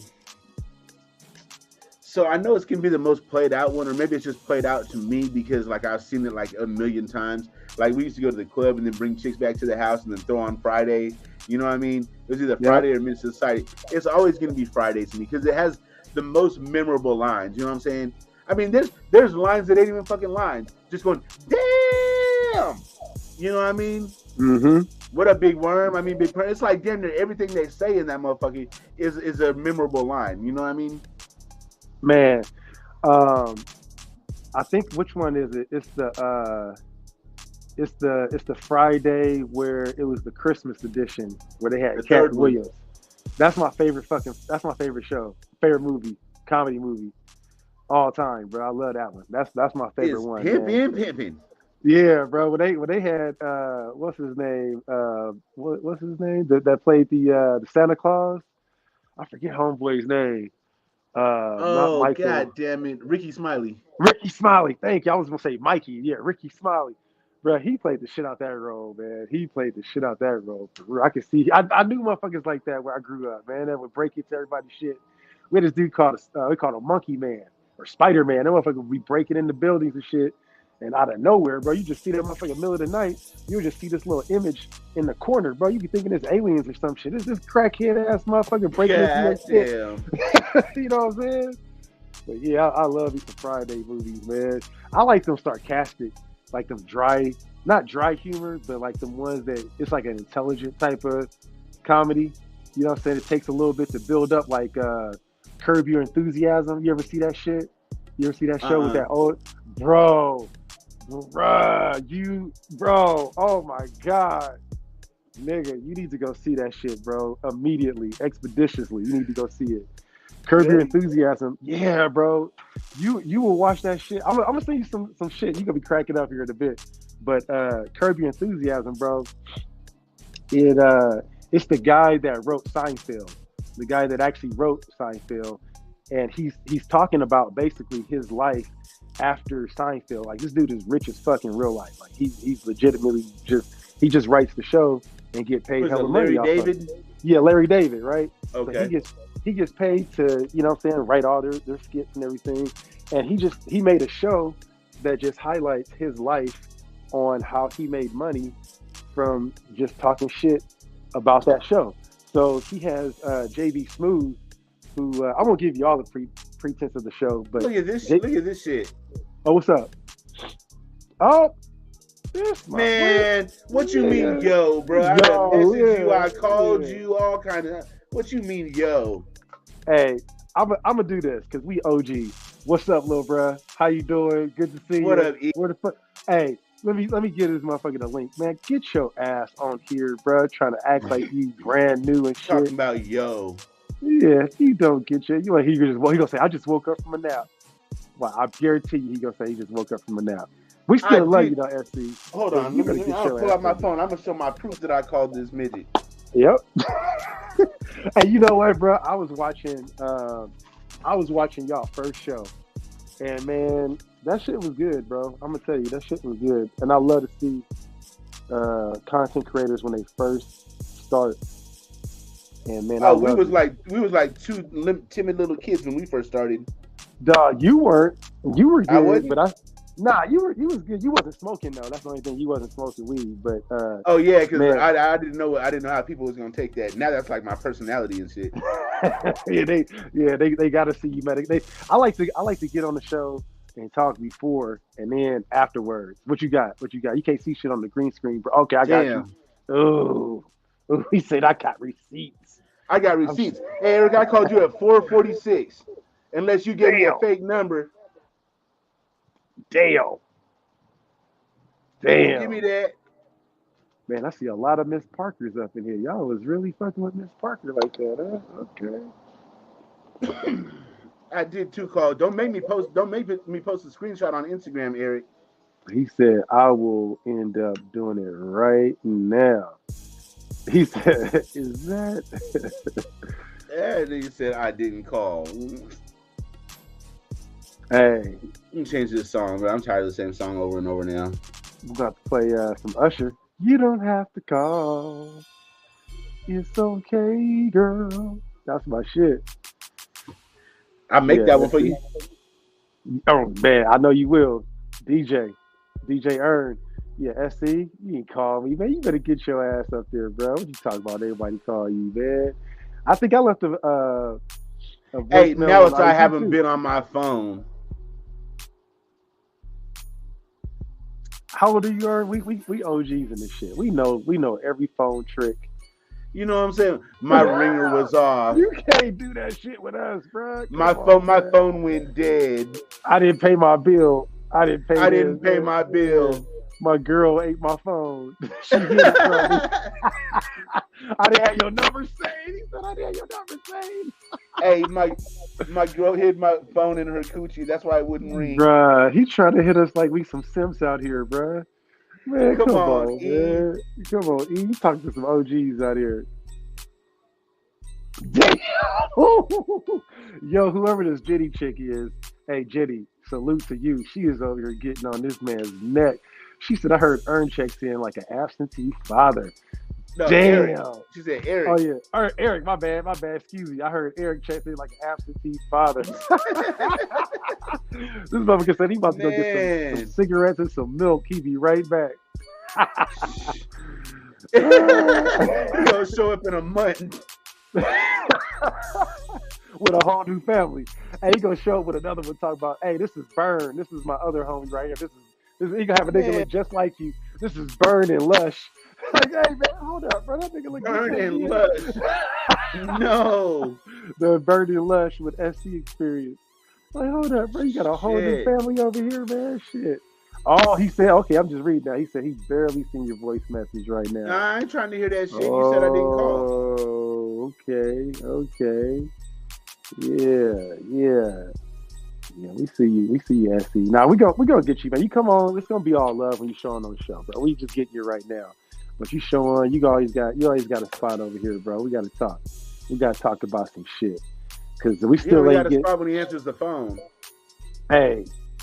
Bro, oh yeah, my bad, Raider Rule. Yeah, not absentee father with Ern. Nah, Ern's the grandfather, bro. He ain't no absentee father at all, bro. The Ern is a respectable scholar, grandfather. He doing all that. Better shit. Or worse? You know what I'm saying? Shit. He said he coming on right now. When did he say that? That was about 20 minutes ago. He said he's setting up his mic. All right. Oh yeah, I'm smoking some purple weed in honor of the Lakers. Why you get this, Ern? Why you get this, man? Come on, man. you know, we was out here talking shit off. That's why I didn't say shit, bro, because I knew it was gonna be one of them years we just outplayed our expectations. And I wasn't trying to talk no shit this year, bro. I knew the Warriors and the Lakers was gonna be in for some tough times this season. I thought the Warriors was gonna pull it off, to be honest with you, though. I thought they was going. I always got faith in the Warriors just because they ain't never proved me otherwise to be wrong. Right. I think they're gonna reload this year. They're gonna go out and go get like a nice center. Is Steph still there? Yeah. Steph ain't going nowhere. Okay, we good then. That's all that matters. As long as Steph is still there.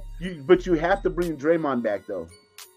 Bruh, I'm with you on that. You gotta have Draymond back. It's players like that throughout the years that's gonna be included. I wouldn't even compare him to like your Rodmans or not like that because he's better offensively than what Rodman has ever proved for a team before or after he left the Pistons. Rodman, people forget, Rodman could score some points, man, when he was at the Pistons. That motherfucker was hooping, and then he went to, he started playing that defensive shit against the Jordan rules. And they made him into that defensive player. But when you look at like a Draymond Green, that's that guy that you get your food, you didn't prepared your food, and you're like, you know what I'm saying? You go get they called your order out, you go get your food, you sit down at your table at the restaurant or whatever, and you're like, wait a minute, I ain't got my utensils. That's the Draymond. He's your utensil. You can have your food if you ain't got your fork and your knife, and you just eating with your hands, man. It's uncivilized. You know what I'm saying? He makes all the shit civilized for Steph to be able to shoot, Clay to be able to do his thing, the rest of the players to do they think. He's your fork and your knife. If you don't have him, it ain't gonna be good. And that's what the Lakers was missing. With Draymond, if you don't watch the games, then you don't understand what he does, because what he does doesn't really show up on the stat sheet. Like, he gets everybody open. That's how Steph is able to get all them shots and fucking Draymond screens and being in the right place and studying people's tendencies and knowing where to be for rebounds and, you know what I mean, right leverage to post somebody up with, and just he knows all the little nuances and stuff. The stuff that he does, you can't teach. Yep. Facts to you and facts to T for that comment you just put in. Yeah, he didn't have to. Who grew up a Suns fan? Who the hell are you talking about grew up a Suns fan? I don't know nobody grew up a Suns fan. I don't know. I'm gonna go grab me a I'm about to cut this mic off. Okay, I gotta grab me a charger. My damn man, this stream gonna be burning the shit out of my damn battery life. God damn, I thought I was on a charger. Yeah. Shit, I think he's probably saying that Draymond was a Suns fan. Okay, so we have a special guest coming on. Get him, Ern. He's a little vertically challenged, and we can't really talk about rides at Magic Mountain with him because he hasn't met the height requirement to get on the rides yet, or the age requirement. But yet and still, he's like, we call him the Doogie Howser of Raider Nation because he's in junior high, but he's fucking brilliant. I'm gonna stop at the corny ass. I'm gonna stop at the corny ass intro because this one's going nowhere. It's SC. What up, Eric? Yeah, that intro went absolutely nowhere, buddy. Try again. Yeah, that one wasn't that wasn't the best. That shit was But what's good with y'all, man? What's up? I'm here. What's up, bro? Shit. I'm sorry. I didn't answer you. I'm sorry. That's my fault. I'm not even mad about you not answering. I'm mad about you saying that I didn't call, motherfucker. Bro, I ain't gonna lie, bro. I didn't have your number saved. I'm gonna keep it a stack with you, bro. I need to save it, bro. Hold on. Yeah, so what I was saying, nah. This motherfucker. My bad, bro. You ain't shit. He said, "Save it now." I saved it, bro. I saved it. Don't worry.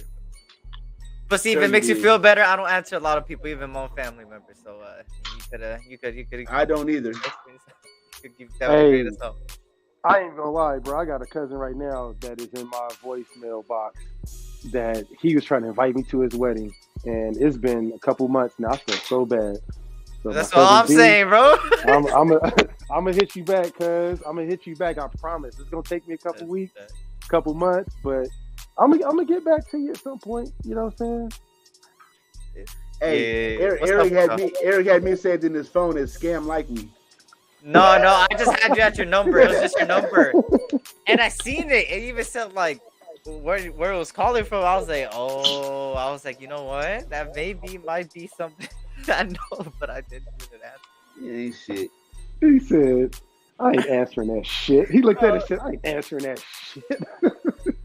Cause I ain't gonna lie, bro. I thought it was just another call of shit talking again, bro. I've been getting so many phone calls since yesterday, bro. After the Lakers lost, that it's fucking unbelievable. That's why I should have put my phone on fucking do not disturb. Oh, you should have did the live. You should have did the live. The Warriors. You would have watched our team some good karma. Hey, look. We beat the Warriors. I'm happy to shut you fans up, but apparently you guys are like Chihuahuas. You guys just don't stop talking. Like literally, you know why? You would think. Because you know what you would didn't think? Finish the deal. You know what you would think? You would think like the Nuggets, like a team that beat us, would talk so much shit, like the Nugget fans. But they were humble. They were like, "Hey, good game. Y'all still put up a fight." Blah blah. All I got is Warrior fans. I'm like, bro, talk to me when you win double-digit rings.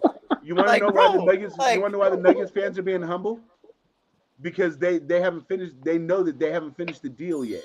They're And not them like niggas Lakers is fans. still in shock. SB, they are just as surprised they swept the fucking Lakers as anybody, bruh.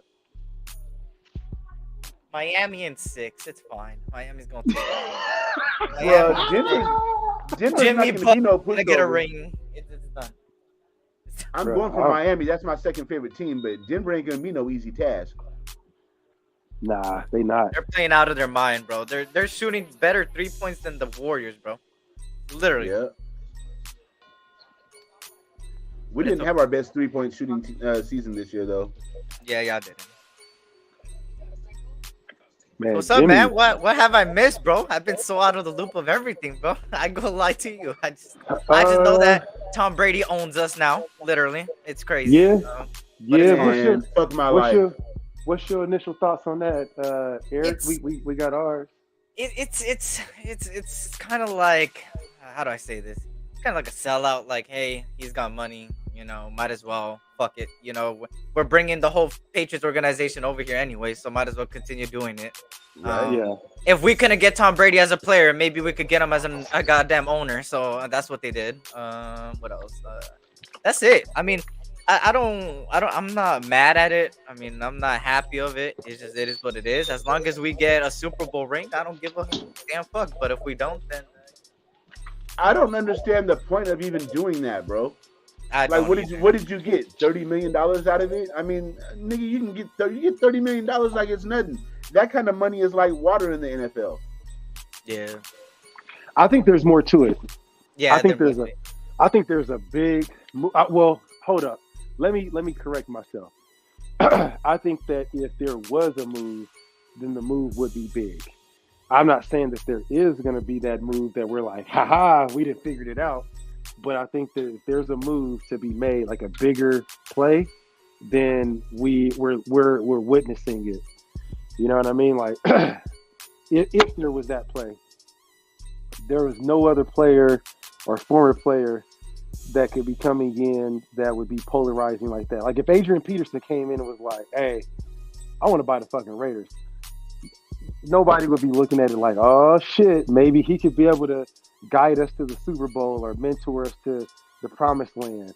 Or like if Michael Strahan came in and was like, hey, because you guys know Michael Strahan was his business partner. Him and Michael Strahan had a company to where they were filming all of like the shit that LeBron is doing with like the shop and doing all that shit. Him and Michael Strahan had something like that. So I mean, if you look at it from that aspect, there's going to be some things that he brings to the table strategically that if we listen to him, maybe he'll bring something, maybe not. But I think it's going to be one of the moves that we don't know. We don't know until he gets in the building and see how far he can get away with shit. Because he may end up getting the office right down the hallway. He may not. He may end up being at the crib and watching. But I think that there's going to be an owner's box. And that owner's box is going to be full with him and Mark Davis. And I would be a fool to think that it would be past them to where they wouldn't be talking and be making some type of strategic moves like, hey, I would do it this way, or I wouldn't do it this way, or let me see if I can make a call and do something. But I don't know. Show me what player that Tom Brady, outside of Antonio Brown, he picked up the phone call and was like, yo, I need you to come over here. There's not players that's going to be doing that. But I think when we're looking at evaluating what the mentality of the team and like kind of gauging the interest of the locker room from a player's perspective, he may end up, being that guy. But how far does that go? What type of value does that bring? That's going to be the real question, is what value does that bring to our locker room right now? But you couldn't hire somebody to do that? You had to sell part of the team? Yeah. Now let me tell you this. What does that mean about the future, bro? Does Mark Davis already know that the future lies in potentially, let me just throw this out there. Let's see how Tom Brady works right now as a minority owner. Yeah. And then later on, if something happens, will the ownership go to the Patriots as far as Tom Brady goes? Bro, Eric, I was thinking something exactly along those lines. I was thinking it starts off with 1% and 3%. Next thing you know, he got his hooks in it for 7%. Yeah. And it just grows and grows. And then next thing you know, when Mark Davis dies, he's like, you know what? I have nobody to leave it to. You know what? Fuck it. Tom, the team is yours. Tom Brady's going to end up being the fucking owner of the Raiders when Mark Davis dies, bro.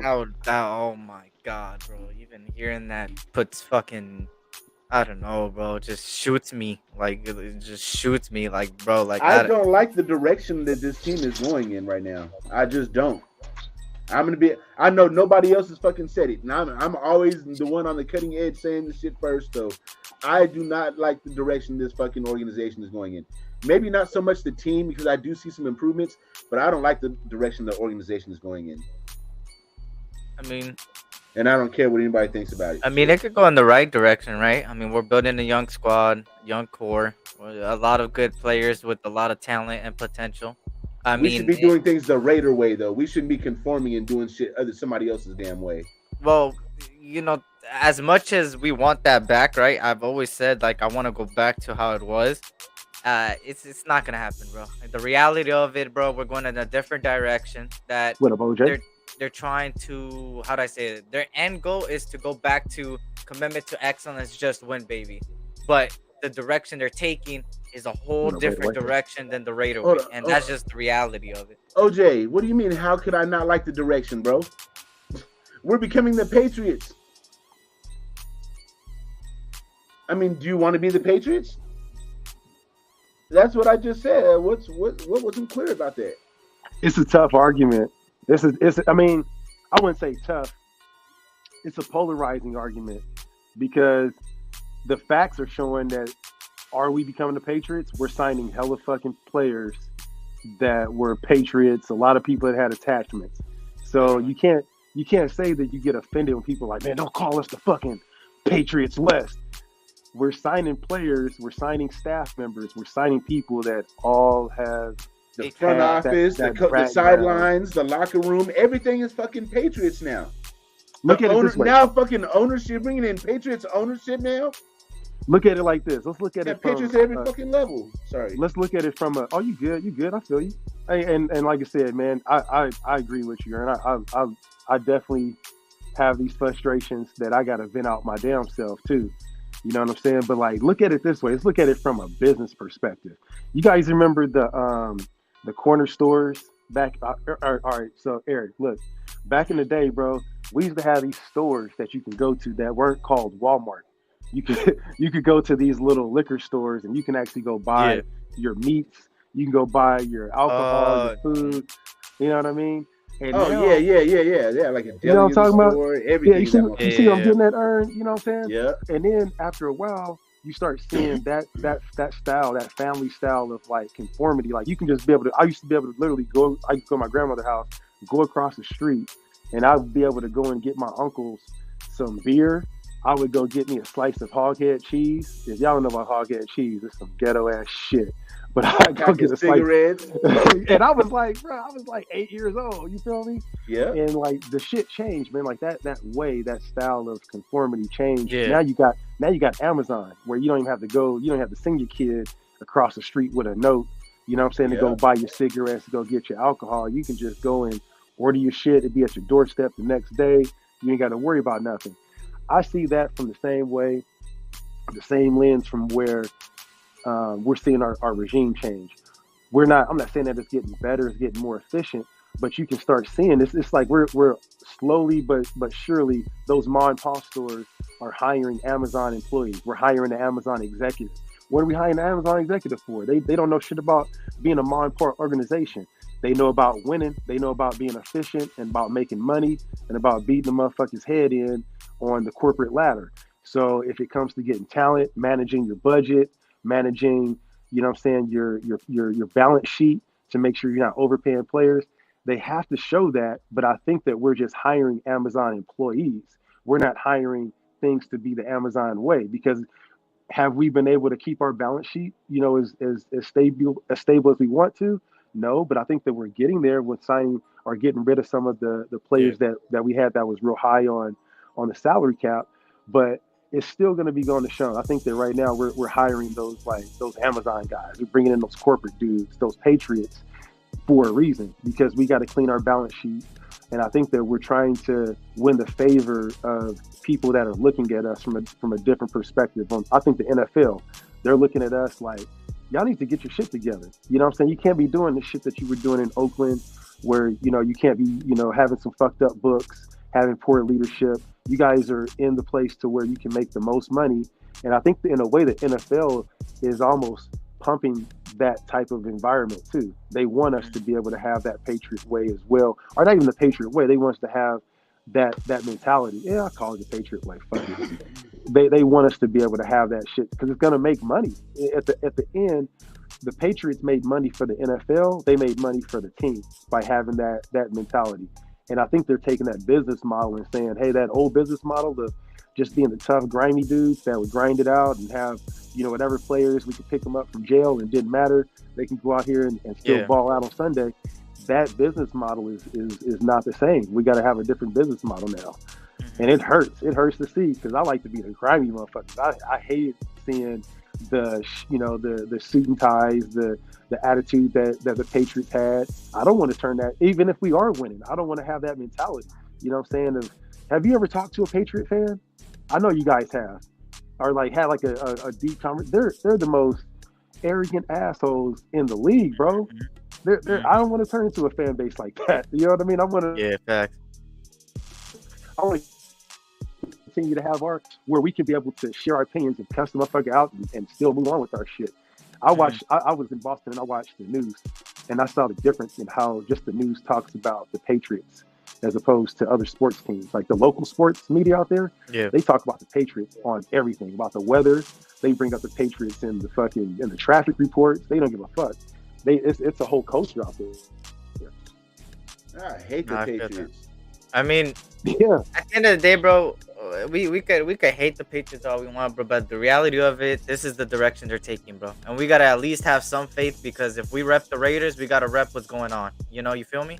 On that level, and we have to at least trust it, bro, because until they play on the field, and until at the end of the season, then we could finally give our full, like, okay, we were 100% right. We doubted them since the beginning, and exactly that's how it went. Or we could be like, oh shit, we were completely wrong. We just made the playoffs and blah blah. We just don't know, bro, until the ball is snapped and Jimmy Garoppolo throws his first pass, and it's scary. I hate the direction, but I also love the direction because it's a direction we haven't seen before in the silver and black, and it's like something of like you expecting something and then you're not expecting something and then the unexpected happens in a sense. You feel me? That's what it feels like. It feels that's like what that. It's like a haunted house. It happen, all right.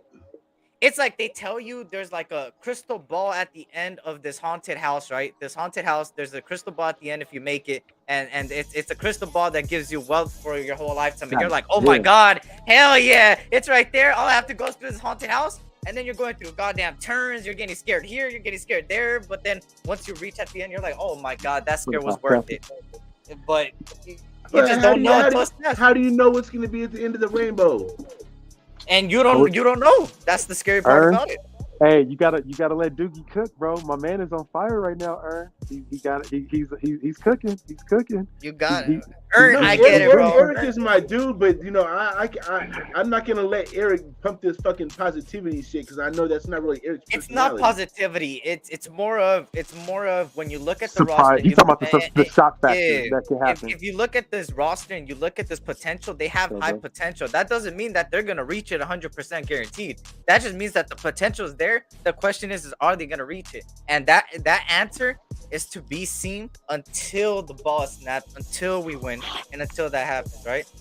But it's just for me, I'm not this big happy-go-lucky, we're gonna make the playoffs and we're gonna win 12-11 games and it's guaranteed. Fuck no. Get that hopes out of here, because if there's one thing I learned as being a Raiders fan is when you got high hopes, the more you're goddamn depressed at the end. And when you don't got expectations and you don't got hope, but you have faith, then you're fine. Yeah. There's nothing wrong with faith. There's nothing wrong with believing a little. But when I hear people say, oh, you're so negative, bro, we're going to do so good, bro. How do you know that? You don't know that. Just like we don't know if we're going to be sucky either. You know what it is, fellas? I mean, I know the water. I know when the water smells like shit that it's probably not going to taste good. You know what it is, though, fellas? I really do think in all of my truth of truth is that when you start seeing Raider fans talk about, oh, you're positive, you're negative, Did you ever think that some of these motherfuckers are just flat out superstitious, and that they feel like if you say anything bad, like that's just you were creating that losing season, like we're responsible for it, like to just even fucking bring it up. You know what I'm saying? And I feel like a lot of folks, they don't like to talk about the bad things about the team or even try and bring it up because they're superstitious about it. They feel like that's going to give them some bad juju or something like that. You know, and that's not the truth, man. Like, get over it, grow up. Yeah. You can talk bad about you can talk bad about anything.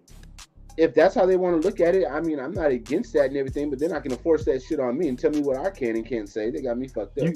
You know what though, Ern? Most people, and I'm not evaluating everybody, I'm not talking shit about anybody, just saying from what my perspective, what I've seen is that when people are talking about, oh man, you know, I can't hear that, I can't, you know, I'm always positive about the Raiders. They choose to be positive about their outlook, you know, and that's what is good for the team, and everybody wants that. But they fail to forget that with that, sometimes they can be drinking the Kool-Aid. And when you start talking about motherfucker drinking Kool-Aid, that's when you can't even look at the negative part. Like, you should be doing that with your life. Like, I don't look at every single aspect of my life. And if you look at every part of your aspect of your life, you're like, everything is good. Yep, I'm just going to keep on going. You will never upgrade in your life. You will never be like, you know what? I think I deserve a fucking raise. I've been busting my ass. Or, you know what? I think I'm going to leave this company and I'm going to go do my own thing. Or I'm going to move to a different state. That's progression. That's what people do when you look at possibly the negative side or you start being critical about yourself. So that's all we're doing with the hopes that, hey, if we can identify some shit and say, hey, man, I don't like the way that's looking, then we ain't going to set ourselves up for failure just saying, oh, no, I'm just superstitious. I can't even look at that. Fuck you. You know, I can't even talk about how bad that shit is on the other side over there because that'll just breeds bad behavior. No, we need to fucking fix it. It's like driving on the road and you got a fucking flat tire. You're like, nope, just going to keep it positive. Still push us all the way. Like, nigga, you got a flat tire. The faith is going to get me through. We need to pull over and we need to fix this motherfucker immediately, bro. You about to hit this highway, you going 75 with this shit. No, we're good, bro. Trust me, man. Hey, you gotta trust this regime. No, motherfucker, we have a fucking flat tire, my nigga. Let's stop. Let's go and fucking fix this shit. You know what I'm saying? It's not raining out. It's nice weather out. We got the opportunity to fix it. So that's all it reminds me of, you know. Bro, that's the realest shit I've heard all fucking day. Honestly, Kush, if you don't say it, I'll say it because I really don't care on who hears it and who's not. It's my generation of Raider fans that are the most like. It's literally my generation. It's the people that have been growing up watching in the 2000s and up, bro. I'm dead ass serious. And that's including me. To you why, Eric. That's including me. Why. We've been nothing. Hold on, Ern. We've been nothing but seeing L's after L's after L's after L's. And then when we see a quarterback like for 9 years, I understand that's why people have so much hatred towards our old quarterback because of the 9 years we didn't do anything. But we've been doing this since the goddamn 2002, bro. We haven't done shit. And then every year we're always having these hopes of, oh my God, one day, this will turn around. And that's why so many people say, oh, you're so negative and you're so positive. You're so negative. You're not a Raider fan because you're so negative. No, we're football fans at the end of the day. What's in front of us is what we're going to talk about. We're not no goddamn ESPN that's going to feed you this. Oh, Tom Brady's the owner now. They're going to win a Super Bowl next year. What the fuck kind of narrative is that bullshit? We don't know if we're going to win a Super Bowl. We don't even know we're going to win a Super Bowl in 2 years. Like, bro, we don't know until the season is over. And that's just what it is. And that's just what it is. Bro, well fucking said by you, my man, for real. Like, I don't even like to touch the culture shit, like the age culture, none of that shit, because I will shit, because that's my people. I mean, practically, that's my generation. Yeah, but you know, you have a definite separation in like the culture gaps. You know what I'm saying? And how like the different people will have optimism, because some Raider fans can be like, you look at the older fans, they can just be fed up with that shit. And other ones can just be like, I'm optimistic because I saw how we turned it around in 1980, 79 season to go into the 83, 80, 81, 82 season to do this and that. Yeah. Like, people can say all that shit, but it just really depends on how you view everything in life too. Like, you can walk through life and just have a negative outlook on shit, but it's how you drive it. Like, some people just have a negative outlook and driving for positivity. I know positive people and all they do is talk shit. Like, some of the most positive people that do the most positive things in life I'll go up and talk to them, and they be real with you all the time. Be like, man, you know what, bro? Like, I wake up every day and I like write down a list of shit like that I'm just fucked up on. I'm like, what? Like, yeah, I need to be better at this. I need to do better at that. And they're holding themselves accountable. Like, to me, it seems like it's more accountability. But the one thing I will say is not in rebuttal, but just I've been really positive about the Tom Brady shit just because I love it. You know what I'm saying? I love to see that he's here. Yeah, it's not bad. Yeah, but I will say one thing is that it really pisses me off is that over and over and over and over and over, our team gets exploited by someone. Either it's a big name free agent that uses our fan base to be, and you look at the reason why some of us have beef with other content creators is because they use the shield to exploit.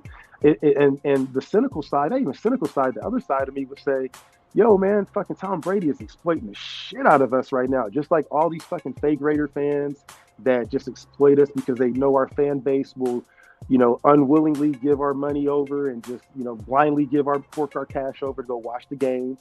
And they probably sat in on the PowerPoint presentation from someone giving them a pitch about how the Raiders are that type of manipulative fan base. And so everyone knows that shit. And it just pisses me off if that's the lens that I'm looking at it from. Is like, man, we do really have the most influential fan base in the world out of all the teams that I can think of, because we actually gonna break bread no matter what. And so it looked like Tom Brady, if you look at it from that side of the lens, it looks like he just ultimately took advantage of us. He's gonna get his hooks into us, bro, and then 1% is gonna become 10%, and the next thing you know, he's gonna own the fucking team. Which is good if we win. If he takes over and he can, I don't even say if he embraces the Raider culture. I think that we're gonna have to bend a little bit too. We're gonna have to take that next step and say, hey, we need to start. It's like growing up. We can be running around here and getting locked up and speeding and doing all types of dumb shit. And then finally we realize, okay, you know what? I got a couple kids. I got an old lady up in there. I got a job. I got to start taking care of this family, so we got to do shit like that. But I think that's where we're looking at the team too, is like Marcus looking at it like, we had our fun fucking around. Now we got to start making these moves to make a power move. That's a fact. And let me tell you this. What's the one thing Mark Davis lacks that especially I'd be preaching all the time that he lacks than other owners? What is it? Money. If you were to get besides, he's got money. It's not the financial state. The football expert. The football knowledge. What does Tom Brady have in his mindset? The football knowledge. Yep. Boom. Yep. There you go. You wonder why he brought him in, bro. It's if you're being honest, bro, that's literally what it is. He's got money and he knows football. That's all. Speaking of being honest, I'm gonna bring out a dude that we all know near and dear to our hearts, the homie of the homies, our NWA chaplain, who always keeps it 100, always keeps it real. I'm surprised to see him showing up on a live after that loss last night. We ain't even gonna bring that up, so I'm gonna put a time limit. I'm gonna put a time limit on the Doogie. Wait, who played last night? I see, Ern. See, I'm telling you, bro. I'm gonna go get water. We go give you a 5-minute intermission to talk about the Lakers, and then we can bring up the Lakers in 5 minutes. But we're gonna let him get his piece out about what he feel about the regime. And I see that he's minister today, and our NWA chaplain is always Minister Martwan. What up, Twan? Hey, what's good with y'all, man? Hey, first of all, I'm not gonna let a team that went 1-3 in the series, in the regular season, and then go 2-4 against us in the playoffs talk all this trash. So I ain't got nothing to say to anybody. Let me ask you a question. Let me say this. If you guys wasn't gonna do shit with it, you could have just got the hell out of the way. You just in the way ass team for no damn reason. If you wasn't gonna do shit, then just get the hell out the way. Hey, we did get out the way, but we left y'all with a 20-piece on the way out. Man, if y'all wasn't gonna do nothing, you just got out the way, bro. You guys literally got there and did nothing. Nothing.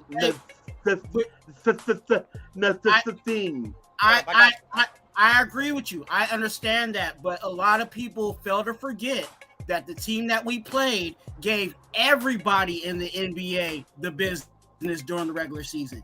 This is not anything foreign from the freaking Denver Nuggets. The Denver Nuggets been playing hot all season. They have. For us to be 2-10, get into the play-in, and to get to the Western Conference Finals. I don't want to hear about the Cinderella story. We knew that slipper was coming. I'm taking that. I'm taking that. That's a fact. And to get beat by the number 1 seed in the West, I'm taking that.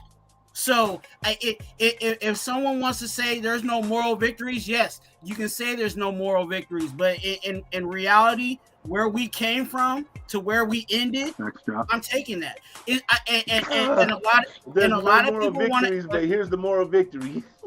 Hey, if you don't mind me sharing my screen real quick, Kush or Ern, man, if you don't mind me. Bro, you go for it, brother. I'm also not going to give all these people that are talking trash the slide when it comes to the defending champs getting knocked in the second round, and not only getting knocked in the second round, they got blown out twice in the same series by a play-in team. So whoever it was the worst Warriors team in the last 10 years, bro. And you guys still lost 2 games to us.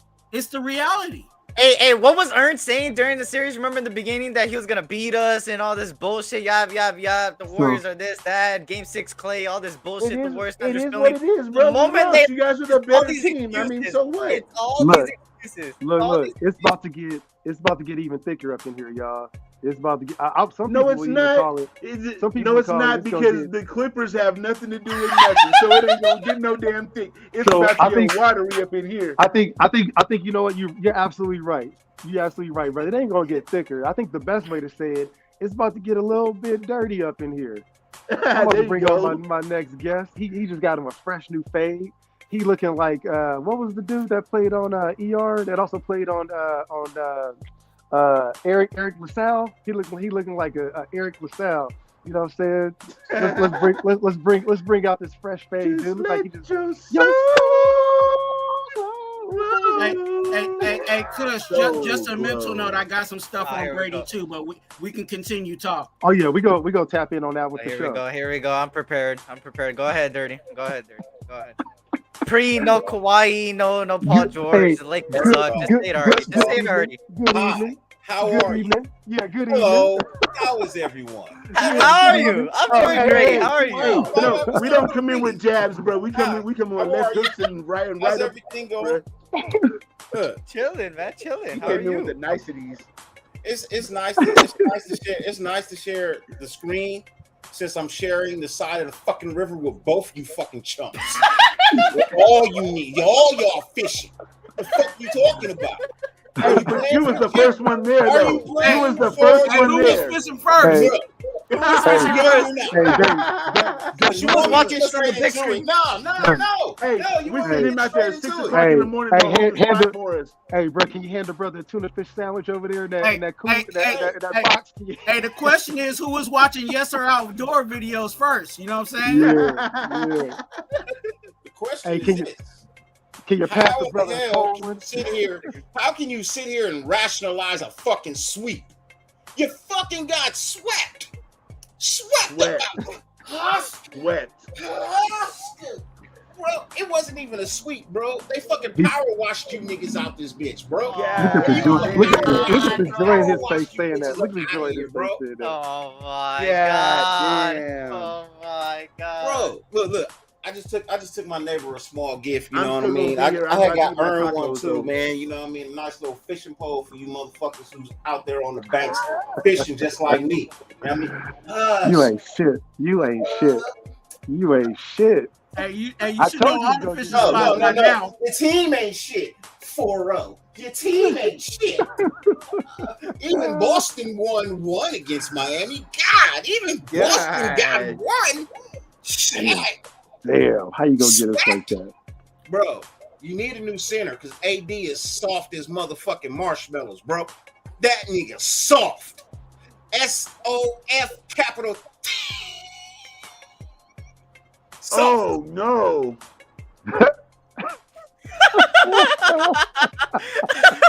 Oh no. Hey, say what you want. Say what you want. But are you playing for a chip? That's the question. I can take on. I've been taking them for years. All that shit ain't new to me. It don't bother me, bro. I'm used to it. But your team, we got so many rings. You got none this year. You know what you're ringing? You're ringing the fucking doorbell and I'm pressing it. I'm like, who's at my house? Who's here on the vacation Airbnb to come see me? Who came to see me at the Airbnb, huh? I'm glad you said hello to everybody first, because now we about to bring on another fella, and then we're gonna get into some football talk. So now you didn't woke up the man from all the way down under. And when I say down under, I'm talking about geographically. You got this man, he had to hop on here. He heard all of this politicking about Tom Brady, about the Raiders, and then we start talking about basketball. So we're gonna trigger it right back to it.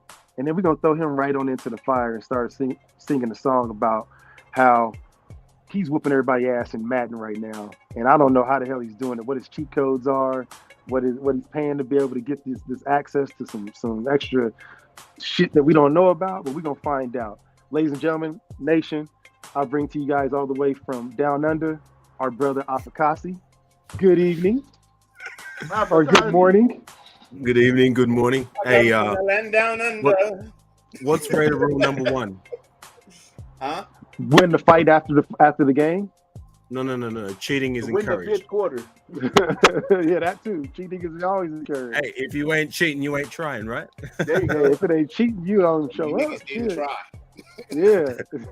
You ain't trying. Salute, gang. Salute, everyone. No, I don't use cheats. But anyways, what's going on? It's great. Man, What's salute good? to you, bro. Blessings, man. Hello. Hey, Twan, you What's said good? you had some thoughts on Tom Brady, bro. Yeah. And then we'll pass it to you, Afakasi, after that. We're gonna kick it off right off just like that. The word that rings to me, and this is the best way I can explain it, is time. And the word time goes with a whole lot of things that I'm about to try to give you guys. First of all, Mark Davis is not a spring chicken. He ain't got time to get his rocks off to get another child in his world. So he needs to find, you know what I'm saying, I'm not saying it's going to happen, but he needs to start trying to figure out who's going to be the person he's going to pass that torch to. And I call bullshit on that. And also in time is the time of just the whole aspect of the NFL. A lot of these NFL owners are not privy or are not happy to allow new ownership to rise, especially with minorities. So to have the best way that they can allow new blood in is allow safe blood in, and they know that Tom Brady is safe blood. That's the same thing with, and some people may want to knock this later on down the future, but that's another reason why I feel like LeBron James is going to end up getting a basketball team, is because they are trying to allow that new fresh blood in, but also have it be safe blood. So to have a Tom Brady or to have a, you know what I'm saying, somebody of that caliber that's been safe for all these years, they can allow those people to get into ownership. Now, well, why that bitch don't buy some of the Patriots then? Shit. Did Mark Davis talk to Brady and say, hey, you know what I'm saying, I would like for you to come over here and maybe, you know, get a job over here? And that might have possibly been the conversation. But knowing Tom Brady as a business person, because everything that Tom Brady does is a business move. He came in and said, I want a piece of this team if you want me to be a factor in bringing this team into the next era. So to have Tom Brady kind of be that voice for us is going to help, especially for a new owner that, again, doesn't have the greatest, you know what I'm saying, respect throughout the league. You know what I'm saying? They respect Al Davis, but we know how much other teams don't like the Raiders. So to have a Tom Brady come in, kind of be that buffer, it can play out for us. Do I like it? Yeah. I mean, it's still a wait and see. But I think it's all time. I think it's just time that the NFL is trying to bring in new, fresh blood. It's the safe blood, and again, Mark Davis again is his time is running short. Not saying he's about to die anytime soon, but we know that there's no lineage coming out of Mark Davis unless he's Dirty. really You say found some snow bunny. you said you disagreed on something? Yeah, I disagree with the Mark Davis not being able to have a kid issue, bro. That's not true. You know what I mean? Look at David Letterman. David Letterman had a kid well into his 70s.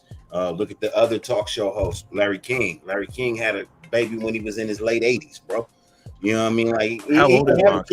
Huh? Sorry to interrupt. How old is Mark? He's still in his 60s, bro.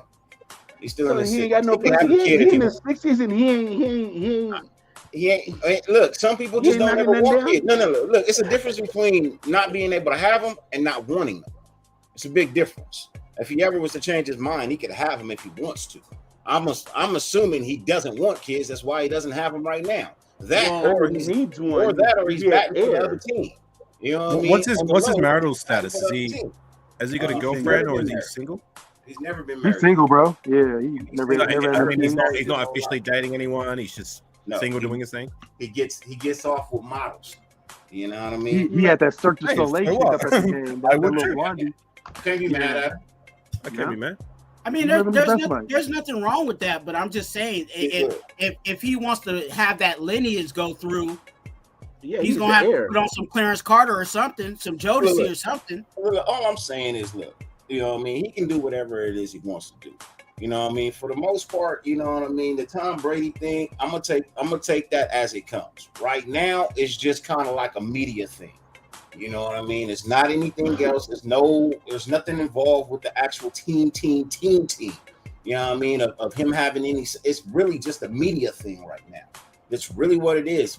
Tom Brady's number one company is his media company, and he's trying to grow that and expand that. The partnership with the Raiders works for him. It does great things. Could he be good? Could he be taking him in as an understudy? That's a possibility. There's nothing wrong with that.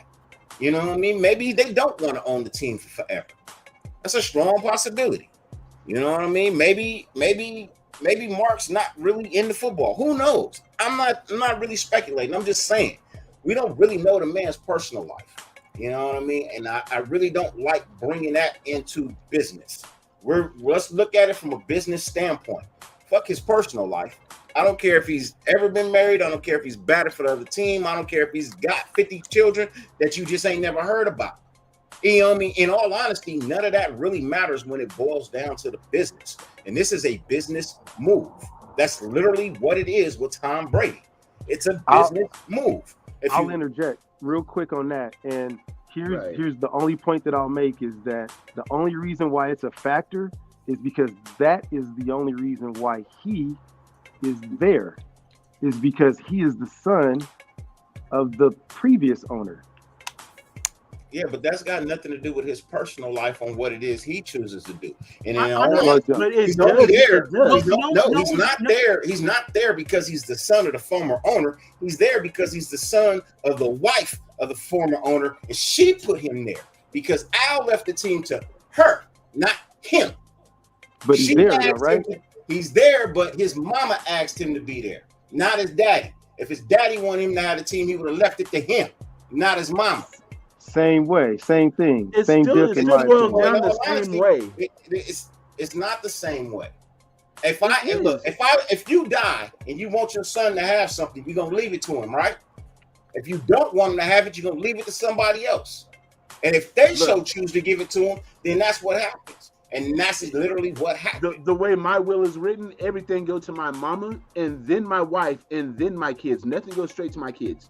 Well, my argument is that the only reason why we're saying is because that what you're explaining was called succession. no matter if it was the father or the mother, it was a generation of succession of the Raiders legacy and the same last name going to it. So if something happens to the Davis last name, if Mark dies tomorrow, Lord forbidding, but if that Davis name dies with him, then that name, that Davis last name is not going to be passed down to someone else with the Raiders. So this would be the first time in team history and generations that we would have someone not named the Davis that would be the face. I wouldn't say the owner, but the face of the Raiders. No, it wouldn't. It'd be the second because remember, Mark. Right. He didn't originally take over the team. I understand that. But my point. I want to make sure that my point is not getting distracted with that fact. Is just the talking about the reason why I think Twan brought that up is because you look at what. Let's say something happens to Mark. At least he knows, okay, I do have Tom Brady in the building. I have someone that is suitable, that's capable. Because if you look at all the other, excuse my French, the fuckboys that he had around him, you look at all the vice presidents and presidents that we had from that transition in Oakland. He couldn't trust any of them motherfuckers after his dad died. So he has to have somebody. I know it's a minority partnership, but I'll put it like this. If somebody's gonna give me 2%, 1% of a company, are you guys just gonna be quiet? I mean, it's one thing for taking that mailbox money. Me and Dirty have beat this up a million times, talking about how much we love, and we don't call it what we call electronic money. But if you look at it now and you see like it's just power. It comes down to he's in the building. He's gonna be wearing that silver and black, and being that alpha personality that we know Tom Brady is, that never keeps his fucking mouth shut when it comes to winning and success on his behalf and name. You think that I know that he doesn't even hold a fucking camera, but I guarantee you that he's chewing out the motherfuckers that's running his media company saying, hey, Rick, if you don't hold that fucking camera right, job is gonna be someplace else tomorrow. I guarantee you he's chewing out and he's making sure that he's handling all his business affairs like that. And even if he doesn't own a majority partnership, I think that he's going to be in that box because look what he's doing already. Even before he was the owner, he's already kicking it. Mark, what do you think they talking about? They just sitting over there saying, hey man, hopefully everything is going good with your divorce. No, he's talking about probably the conversation was like, hey Mark, what are you going to do when you die? Like, what are you just going to leave the fans? Because you look at what happened with the Seahawks. Do you know who's in charge of the Seahawks? A fucking lawyer. Because the Allen family, Paul Allen didn't have any kids. His sister. He left it to his sister, and his sister left it to, well, they had to put it to the state. And so now, to make any trades or make any transactions, they have to go through a fucking lawyer. So when you look at that, that's where I'm kind of happy. I know that there's going to be some issues where we talk about it, where we got to get all up about, but that's where I think Twan was talking about succession is at least we have something like, if I don't have any kids and I have to pass down something that's very valuable, I would probably be saying, hey, Dirty, hey man, look, I need you to come in. I'm gonna give you a little piece of this shit. See how you work out with it. Make sure you ain't in here, you know what I'm saying, doing nothing too crazy. But hey man, if it works out, I only got about, I'm 60 something years old. I got 10 more years, till I start fucking up like Pops was mentally. I need you to do something. I think that there's a possibility for that. I'm not saying that's gonna happen, but I think there's. And I think also and same thing, like I agree with what you're saying. Afakasi, bro. Oh my bad. Go ahead. No, I agree with you. It's the same sentiments. I don't by no means I don't care what Mark Davis does in the bedroom. You know what I'm saying? Do that till you're satisfied. But what it really boils down to is he needs to have his ducks in a row. Especially for us Raider fans, because we really hold on to the history and we hold on to the mystique of the Raiders. And if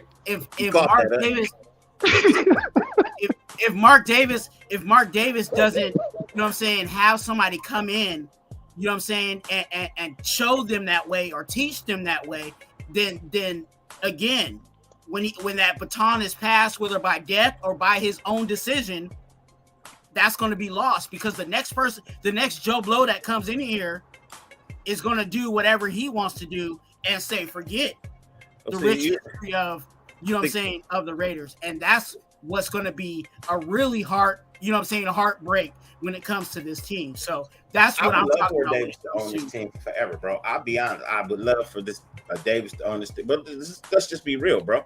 Reality is, it's probably not going to happen. Mark's not going to be around for forever.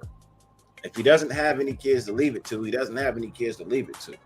You know what I mean? Now, the question, you know, all I says, you know, Al had a brother, his name was Jerry, you know what I mean? Wonder if he got any kids. I mean, are the cousins close to the business? I'm not leaving the business to no cousins if they don't know nothing about it, they ain't around, right? Like my will was written. If I want you to have something in my will, bro, I'm leaving it to you in my will, bro. If I don't want you to have it, I'm gonna give it to somebody else. Then it's on you two to figure it out at that point. But when you want somebody to have something, when you pass on, bro, you leave it to them. That's when it means something. If they got to get it from somebody else, it don't mean shit. It means nothing. All my kids got money coming in. They got property coming to them.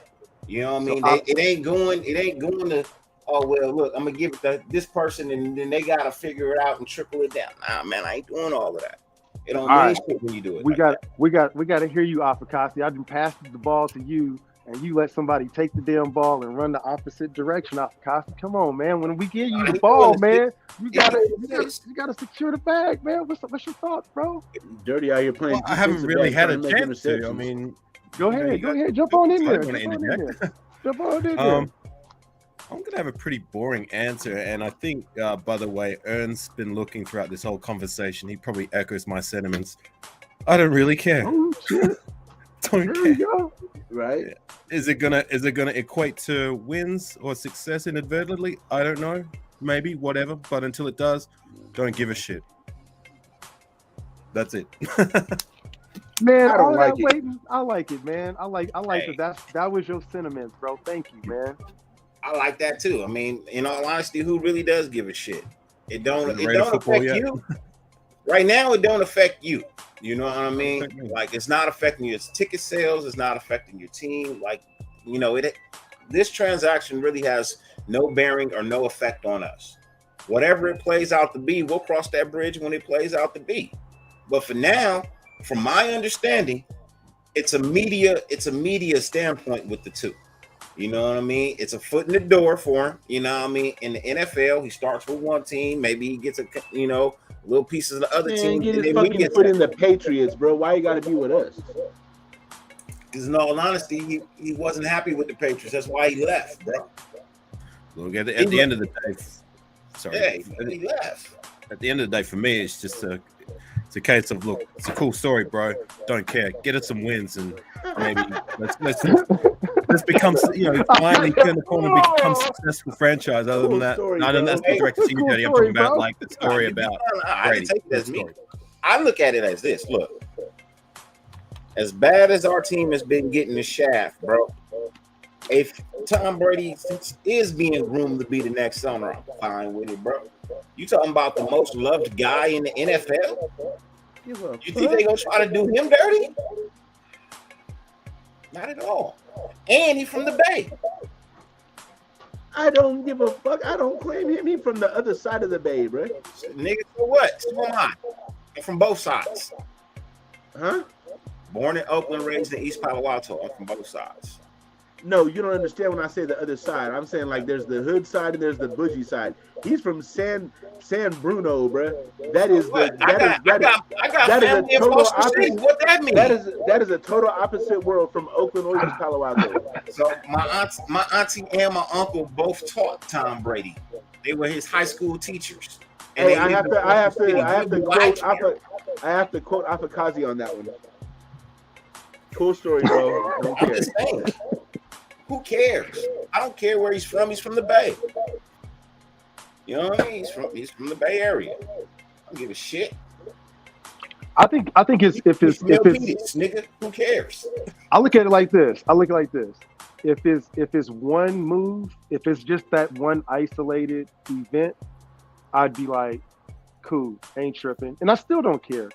But if you look at the culmination of everything that's transpired over the last year, over the last 12 months, and you're like, okay, we got X, Y, Z, and you start looking at everything else too. something's gonna pop, a bubble's gonna pop here, or we're gonna find out what's going on, and maybe not, but it's a lot of movement. And at least if anything, I like that we're trying to figure shit out. It'll be one thing if we're just sitting there and we're just happy with where we're at. But it seems like we're constantly trying to make these moves. We're looking at our future. We know that it's needs some improvement with the ownership structure, with the way that people forget too that we were just being investigated by the NFL this time during 2020. You know what I'm saying? 2021 and 2022. We were getting investigated by the NFL for the shit that was going on from Oakland. So we're still trying to get ourselves out the shadows on that. So anything that we can do to be able to get ourselves in the front of the light, because what does it do ultimately? It ends up getting us how many primetime games did we get this year? You know what I'm saying? So I think a lot of that stuff goes into combination with that too. If you start looking at it from all the small moves that we make, it ends up being something big. It's not who you know. I mean, it's not what you know, it's who you know, right? So that's how I feel about it. Is if it can soften the blow, hey, we need some things to kind of fall in our favor a little bit, right? Would love it. Hey, look, it's all good with me, bro. I really don't care. You know what I mean? Like maybe Tom Brady tells Mark, "Hey man, you know what? You know it'd be a great fucking idea for one game, just one game to boost your media. Wear all black." I'd be like, "There you go, fucking Tom. Do it." Hey, right? I'm waiting for that shit. If I set a goal and I'm taking over the team, or getting a piece of it, I'm trying to make my impact heard. Black helmet, black jersey, black pants, bro. Yeah, bro. I'm waiting for that game. Yeah, I'm with that. I wish they would do that, man. I've been waiting on that my damn self, man. All blackout and just do it on Black Friday. Bro, I've been waiting for that game, bro. I'm waiting for that game, man. Please give me that. Just trim it in some silver. You know what I mean? Just trim it in some silver, bro. Hey, we got so many people doing our IG. Nah, man. Nah. We didn't get that slot. What happened? The Black Friday game. We didn't get that. No, we didn't get that. That'd be very fitting. That's okay. It ain't gonna be the last one.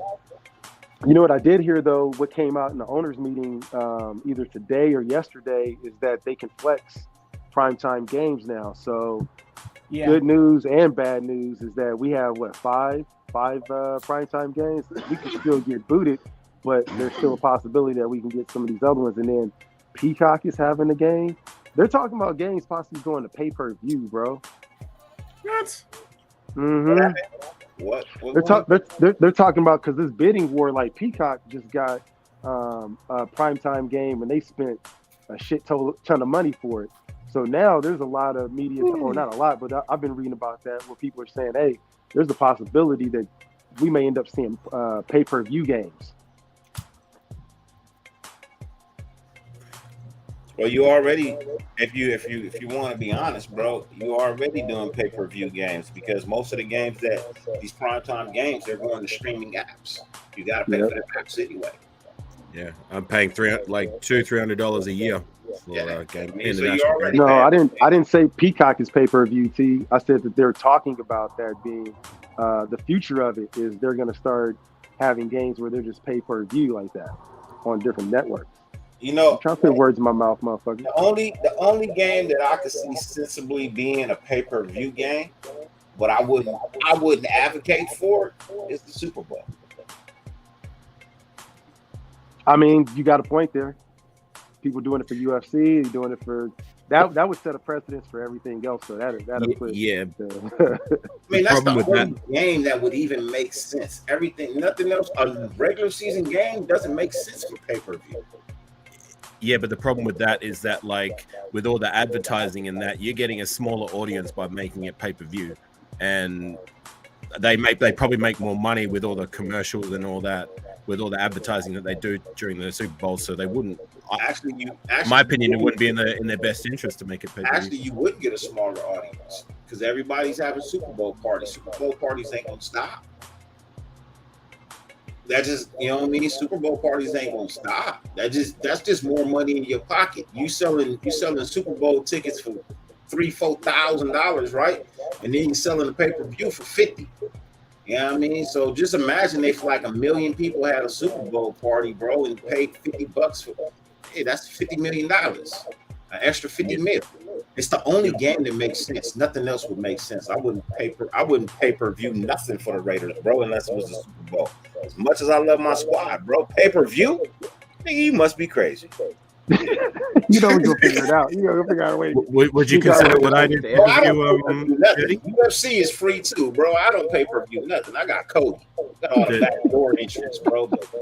Dirty, do you consider what I do pay-per-view? Huh? Do you consider what I have to do to watch in order to watch a Raider football pay-per-view? Yes. Because you're paying. Would you do the same if you were based abroad and you had no other option to watch Raider football? I mean, yeah. I mean, I'm just talking for me. But if you're asking a question and if I'm against it, no, I'm not against it. I understand what some people have to do. No, that wasn't my question. My question would be if you were based abroad and you had no other option but to do what I do, which is pay for a Game Pass, international Game Pass, where you can watch Raider football every game, either live or on delay, for $200 a year. Would you do it? Yes or no? It was your only option. It's my only option. It's my only option. Yeah, it's my only option. If it's not my only option, no. You know what I mean? Like, you really, like, at my house, because I don't have cable, it would be my only. It's like I'm abroad. You know what I mean? Unless I got Prime, unless the game is on like Amazon Prime or something, right? Like, I would literally have to probably pay a subscription to NFL Network and all of that. You know what I mean? Oh, I steal every game, dog. I steal every game. Little Pacific Northwest. Yeah, exactly. I steal every game. If you got a computer, bro, download Kodi and the latest app. You don't even need a Fire Stick.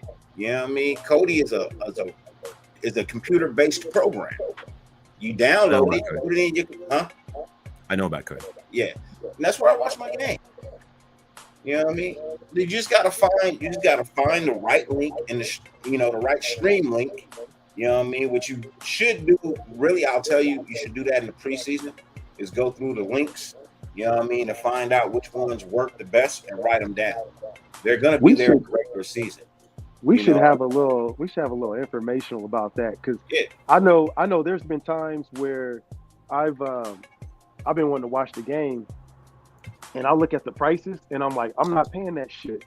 Like, I remember Sunday Ticket. I was against. I'm like, I'm not paying that. I'm not paying it.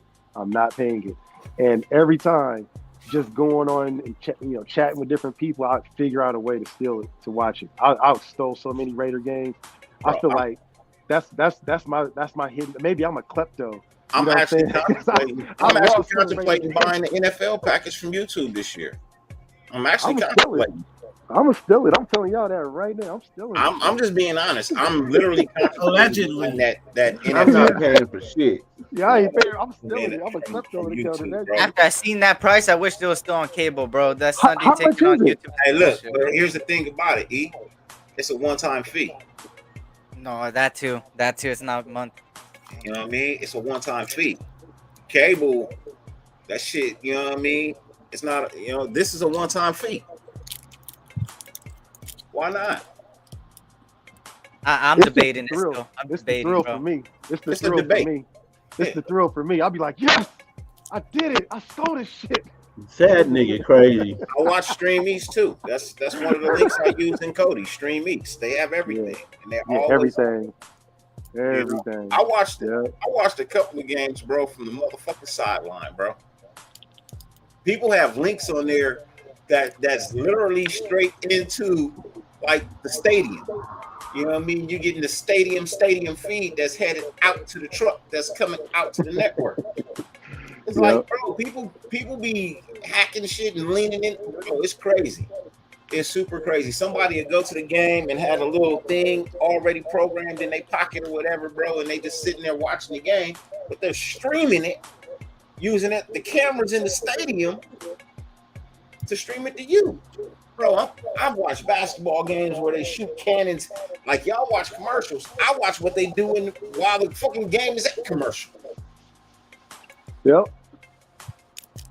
You know what I mean? So it's different way. It's different links. You just gotta go through preseason and find the best links. Find your top 5. They'll be there in the regular season, and just stick to those 5. Those ones that don't give you issues, and then you can watch every game every year, no problem. You know what I mean? For free. You know, it's just based on whatever setup of Cody you using, whatever build you so choose to use. You know, I always like to update my builds as more come out. I like to update them. And then Wi-Fi sucks with Cody. You got to be hard. You got to be hardwired for Cody to work. It no matter what platform you use it from, unless it's your phone. You can put Cody in your phone too. If you have a smartphone, an iPhone. I would pay for it though. Last opportunity, like if it was like my last resort and I had no other option, then hell yeah, I'm paying for it. You know what I'm saying? If I gotta do that, I'm gonna do it. But I'm It's my last option, bro. I get it. Yeah, I'm trying to unlock the Matrix. I already know this is a way to get there. I do know that. Sorry, I do know Cody is an option. Just for me personally, like with Cody, pardon my ignorance, but like you can only watch the games live, correct? No, watch replay. Okay, but like the replay, but it has to be played like streamed out, like on a cable service, correct? No, they got an NFL network. Usually 24 hours after the game is up. Yeah, but like you can't just say I want to watch the game. Then you have to wait till they play the replays. Well, it depends. Like I said, you know, everybody's got different links. You know what I mean? There's different links that do different things. People stream the game 2 hours after it's over. You know, right? Because that's what their computer is programmed to do. Their whole little thing is set up to you watch that game. You know what I mean? When you click the link, so you know, it depends on where you. I've seen them. I couldn't tell you which one it was because I have seen them, but I usually watch the game live, so I've never really, you know what I mean? Like, yeah. I know you're on a different time schedule in it. Yeah, I'm in a different time zone. So, yeah. Like a lot of the games, they start either 2 o'clock, 4 o'clock, 5 a.m. in the morning. If I've got a clear schedule, I'm happy to stay up and watch the game. But there's been most times in my life where I've got work the next day. It's a Monday morning, you know what I mean? So I have to go to work, stay spoiler free, stay off social media, and then go home and watch the game. But I want to go home and watch the game instantly, from start to finish. You know what I mean? And Game Pass gives me that easy access to be able to do that, rather than having to do this, that, and the third to be able to stream this link and then hopefully it streams at this particular time. Now, you know what? I just want to watch the game when I want to watch the game, whether it's live or on delay. But I also want to watch it without any fuss, because I know when you watch it through Kodi, there's a lot of you do get problems with the streaming. Like sometimes the buffering is pretty shoddy, and sometimes the links don't work. And that I just want no fuss at all. It's just like I want to watch the game, I want to watch it then, and I want no fuss. So for me, it's money well spent. No, I get money well spent. I fully understand your point of view. You know what I mean? Now I understand anybody else's point of view that chooses to do it. I got no problem with you paying to see the game. That's not my, you know what I mean? Let me just say that now. I got no issue with nobody paying nothing to watch a game. I'm just saying, for me, I choose to take the backdoor route and I watch it my way. That's all. You know? Each their own. Each their own. But I'm seriously contemplating paying the YouTube fee to watch the games this year. So, because you know it's gonna be instant. You know what I mean? It's gonna be instant. You can take it anywhere with you. You know, if they can give you access to the all 22, that would be dope. You know what I'm saying? You can see the tape afterwards or something like that. That would be dope. But I don't see them doing that. You know what I'm saying? But but what I do see them doing, is making it a clickable link for you to go and watch it if you missed any part of it. Mm-hmm. And then remember, the great thing about YouTube is everything has a URL code. Everything they play has a URL code. You copy URL codes, paste, game. Okay. Hey, come on, convince me to pay that $350 yet. I'm gonna wait. I'm gonna wait and see. Give me your password, and I'll split it with you. If we got them URL codes, that's what you're telling me. Hey, Hey, look. I'll go half in with you. You know what I'm saying? Hey, look. We got a You couple want to of go 175, bro? I'm saying, Hey, you see how we did it off talk about it off air, bro. We talk about it off air, bro. You know. Yeah, but do they let two different people stream at the same time on two different IP addresses? Because then that's going to be pointless if you guys want to watch the game live. Bro, I'm telling you, I know for YouTube you can, because I be watching it from my iPad, the house. They're gonna have to do it if they want you to be mobile, because I mean the people are gonna be, on your phone, and then you're gonna be at the crib too. They gotta have that, because if not, what's the point of paying $350 for it if you can just watch it on one device? People be like, fuck you, I ain't paying that shit. That's the whole reason for it. Is like it's the whole game behind it. I might start doing watch parties, bro. I might go ahead and up my subscription with StreamYard to be able to hold more than 12 people. You know what I mean? In a chat, and then it'd be like this, just like a studio. I just don't go live. I put the game up, and we could talk about it we can watch it. We could all watch. I did that with the draft. You know what I mean? Did that with the draft. Well, as long as it's not live and you're streaming out to like YouTube, then it's not. You're not going to get copyrighted. Yeah. Speaking of going live, Ern, is it that time? You falling asleep over there? It was time an hour ago, bro. I'll be reading that room. You know what I'm saying? We about there. I've been sitting here trying to survive for an hour, bro. I know it. I know you ate your tacos. You doing good, man. I think SC done probably already dipped out. He did. I'm here. Checked out the minute I got in here. I'm here. He got that DM. So yeah, man, we gonna put Ern to sleep. Dirty, you going live tonight? No? Okay. Well, yeah, if anything, I'm going to be live tomorrow, get my workout on. But we're going to get on up out of here because I know Ern got to get to bed. He about to get ready to get that indica in his system. We'll go across the screen. Ern, what you got, man? What you want to leave the folks with? Burn it Ern on TikTok.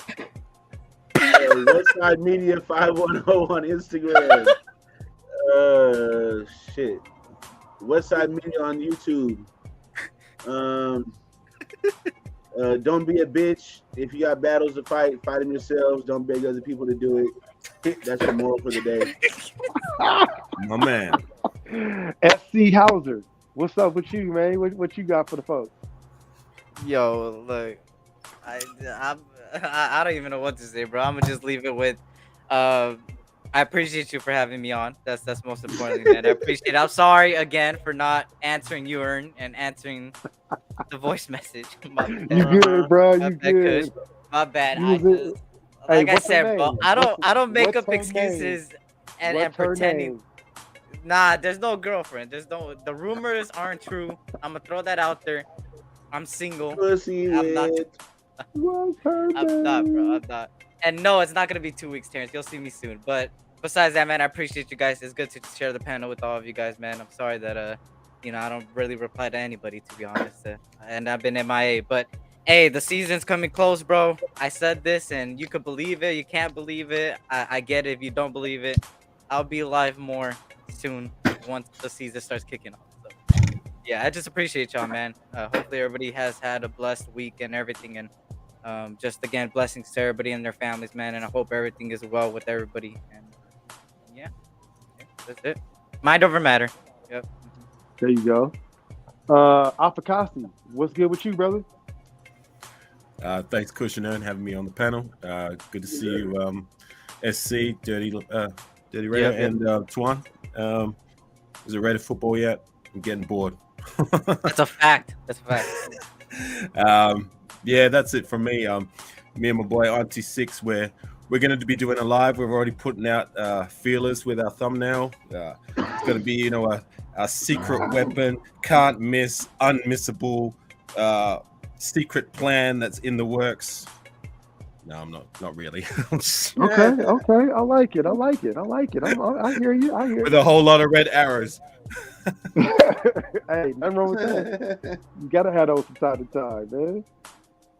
Not really. I'm just joking. Nah, that's good though. That's good. Well, appreciate you coming by, bro. It's always a good surprise to see you pop up, and we never know who's gonna show up. I love to see, so I consider y'all family, man. So I love to see everybody coming in and showing us that love, man. So from the down under, bro, appreciate you, bro. Big Cat with the new haircut. What you got to lead the people with, man? Have fun, enjoy yourself. Fuck who hates you, who fucking loves you. And if y'all didn't know, that's another nickname we didn't develop for him. He can also go by Big Cat. Apparently, he likes that one. And then we got our minister, our pastor Twan. What you got, bro? He gone. I think he's sleep. Night. Hey, you know what? I Sometimes don't like them Lakers in the finals. I think he got swept out the door with the broom. Play the damn music, Ern. God dang it. Play the damn music. You hear Fuck the Warriors. Fuck the Warriors. They're never going to win a ring again. Play the Warriors are never going to win a ring again, bro. All they quit is done. I can't believe this shit. Y'all, man. Thank you.